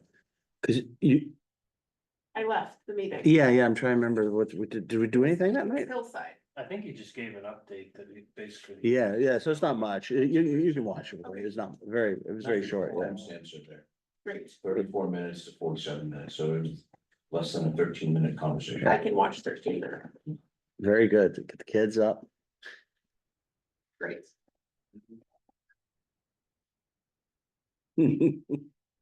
I'll do a motion to approve the amended July 9, 2024 minutes. I'll second. All in favor of the motion, please raise your hand. 5-0 for approval. Four. I'm gonna- Or- I'm gonna abstain. I'm a professional person, so Dissension on the You minutes. can actually vote on minutes if you weren't there. I know, but I don't want to. Cause I'm gonna sign a thing saying I watched it. Okay, well, let's go back to item 1, annual election chair and vice chair. I will nominate Natalie to be chair of the planning board. You want to- I'm I joking. do not accept your nomination, They do not accept. but I will nominate Chris to be chair of the planning board. You want to try chair? Anyone? No? I think you did a great job. I'll second. Thank you. All in favor of the nomination of myself to be chair for a period of 1 year, please raise your hand. That's 5-0. Congratulations. 5-0. Can we nominate Natalie for vice chair? Okay, I'll nominate Natalie Robert for vice chair. Second.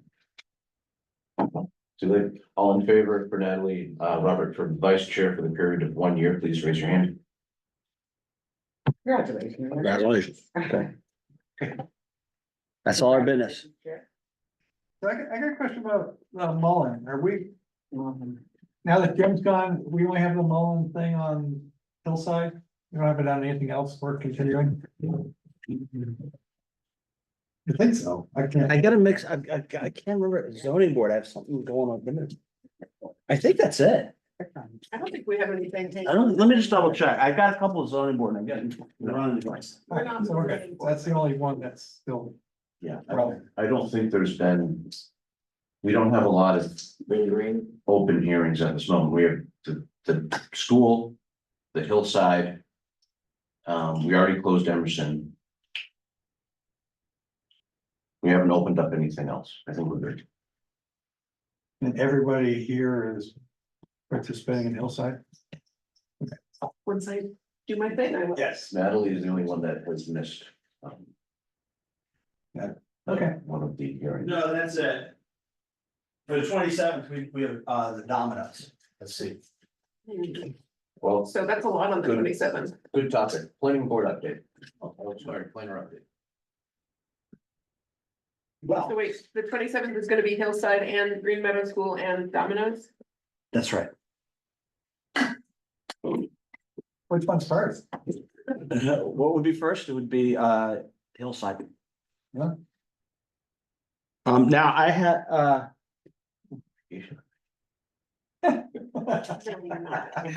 No, you're not. And now. He's happy. Planner update, we got a grant we were awarded a grant for the bike share with Acton. So that's gonna be coming back, we're gonna, Julia wrote it before she left, Great. so we got that yesterday. So that'd be cool, so bike share will be coming back. Rental bikes? Hmm? Great. I don't know, I don't have the details, there's more Julia's thing on it. Jim Coleman, as you know, stepped down. He's, I wanted to get him, is everybody good if I'll get a plaque or something, we can all throw in a few shekels or whatever, and yeah, I'll just get, I'll find him, I think a little something, he should. I also asked for a, probably shouldn't do this online, but, the select board, I think, is gonna recognize him as well. That's for 65 years of service. Yeah. Oh, you should proclaim that online. That's, I mean, he deserves the recognition for sure. It's just some surprise element, but I guess. Yeah, track down his first project. Yeah. That's a good idea, actually. Yeah. That should be your job. There you go. There you go. This is. Let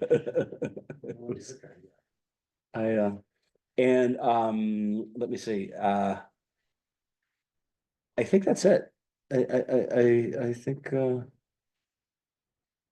that's it. Go to Vegas, you'll come back with COVID. That's all I can tell you. I was in Vegas. Did you come back with COVID? Well, except for Nat. I was all over. Yeah, Went to California, drove to Vegas. yeah, oh, there.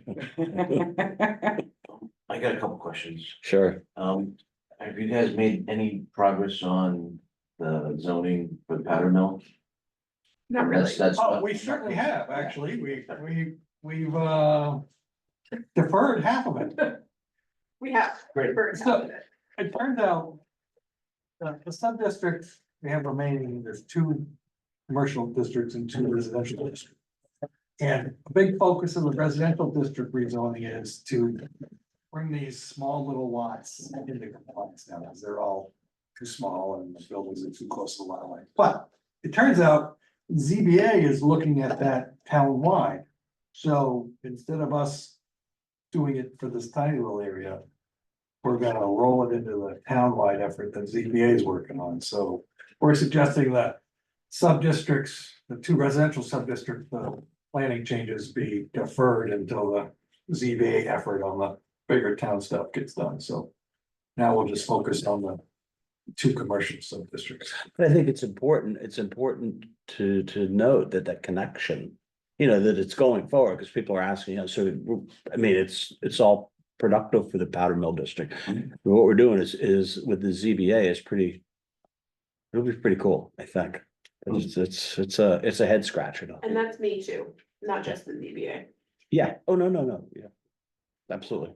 Bill and Natalie have been, So we didn't really defer it. It's just called something else now. we have to come up with a better name. Yes, and 2 interesting things came from the discussion through. I thought there were 2.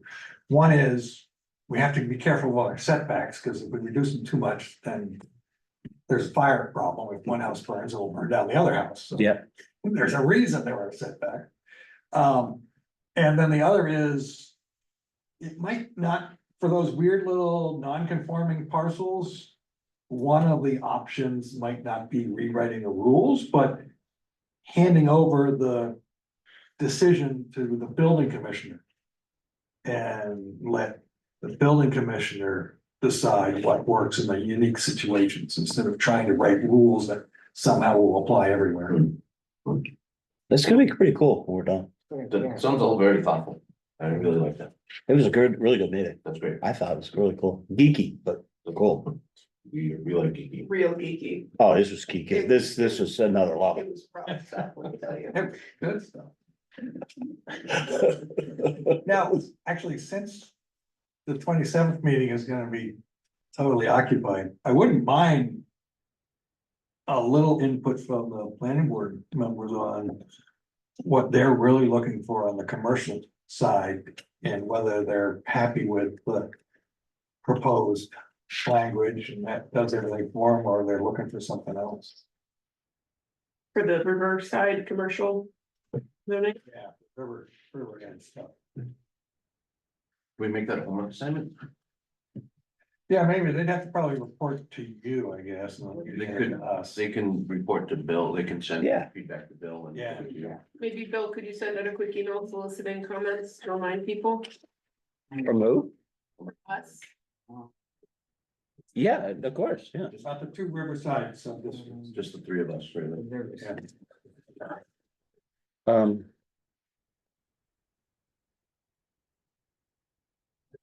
I think the three of us can provide Bill comments on the commercial districts or the Riverside districts of, I don't know.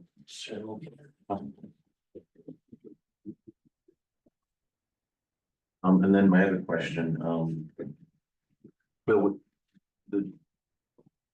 there is state legislature that passed. Yeah. For ADU. Have you probably haven't had a chance to look at that relative to our zoning? Not really. I mean, ours is, I thought. I think ours is pretty good the way it was. I mean, One thing I noted is that in the descriptions, I haven't read the law yet. But the descriptions of it said that you cannot have owner occupancy requirements. Yeah, Did you see that? that's how it was written. Oh, okay, so they may, we'll see, they may reject it. Yeah, so they haven't approved it, right? No, I haven't gotten it yet. They got, that's even better. So you don't even have to do anything. We just wait for the DA's office. right, To. Yeah. Right, the AG is going over it. yeah, So, all zoning goes to the Attorney General's office. but this one, they got swamped on because of the MBTA communities, so they're running behind, I'm sure. That's fine. Yeah, so it's in their court and they'll tell. Yeah, and there was, well, what else do we have on there? We had guns, Mhm. and we had, what do we have besides MBTA communities? We had one more. Powder Mill, MBTA can. No, we had something else. Didn't we have four? And then the water district zoning. Oh, well, that was, yeah. Okay. Well, they haven't done any of those, huh? No, but you know, they told us it's gonna be longer, this one, but I'm sure we'll get it soon, but I'd be interested to see if they flag us on this, on the owner operator, really. What's the next step if they do? Well, they can just send it back and say, it's all good, except this line is gone. Does it have to go back to town meeting? No. Have we ever done that? Yeah, I've seen it come back to that. Oh, well, This there is you go. great, except, yeah, that's gone. Okay, you got the Well, rest of then it. that's what we do, okay. And that one, there's nothing we can do about it. Well, no. We were ahead of the curve on that, but, and then I guess the one they yanked out was the MWRA thing, because that was confusing, because that's the biggie. And it flew under the radar for so many people, didn't realize it was going on. I don't know what happened there. Yeah, That was only money for the South Shore, it wasn't money for us. it was money for North, it was supposed to be money, well, originally. money for North, South, and Metro West. And it got, that was what all the fighting was. About, or the holdup. And I don't know the specifics, but I was writing MAPC about it and they had some information, but not a lot, but it was really quiet. So I don't know what's gonna happen there. I really don't know. But that's what I was watching in there, you know, it was but But I don't know, for the ADU thing, I think that's gonna be a big thing. Cause for us, now you could just buy investment properties and drop another unit on them, you mean if you, yeah, with the new, cause you can't stop them. I mean, our dimensional restrictions still apply.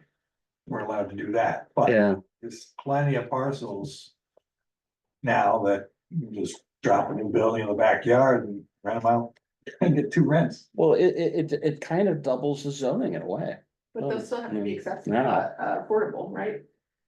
No, does Uh, it? It has to be, No, ours does, yeah.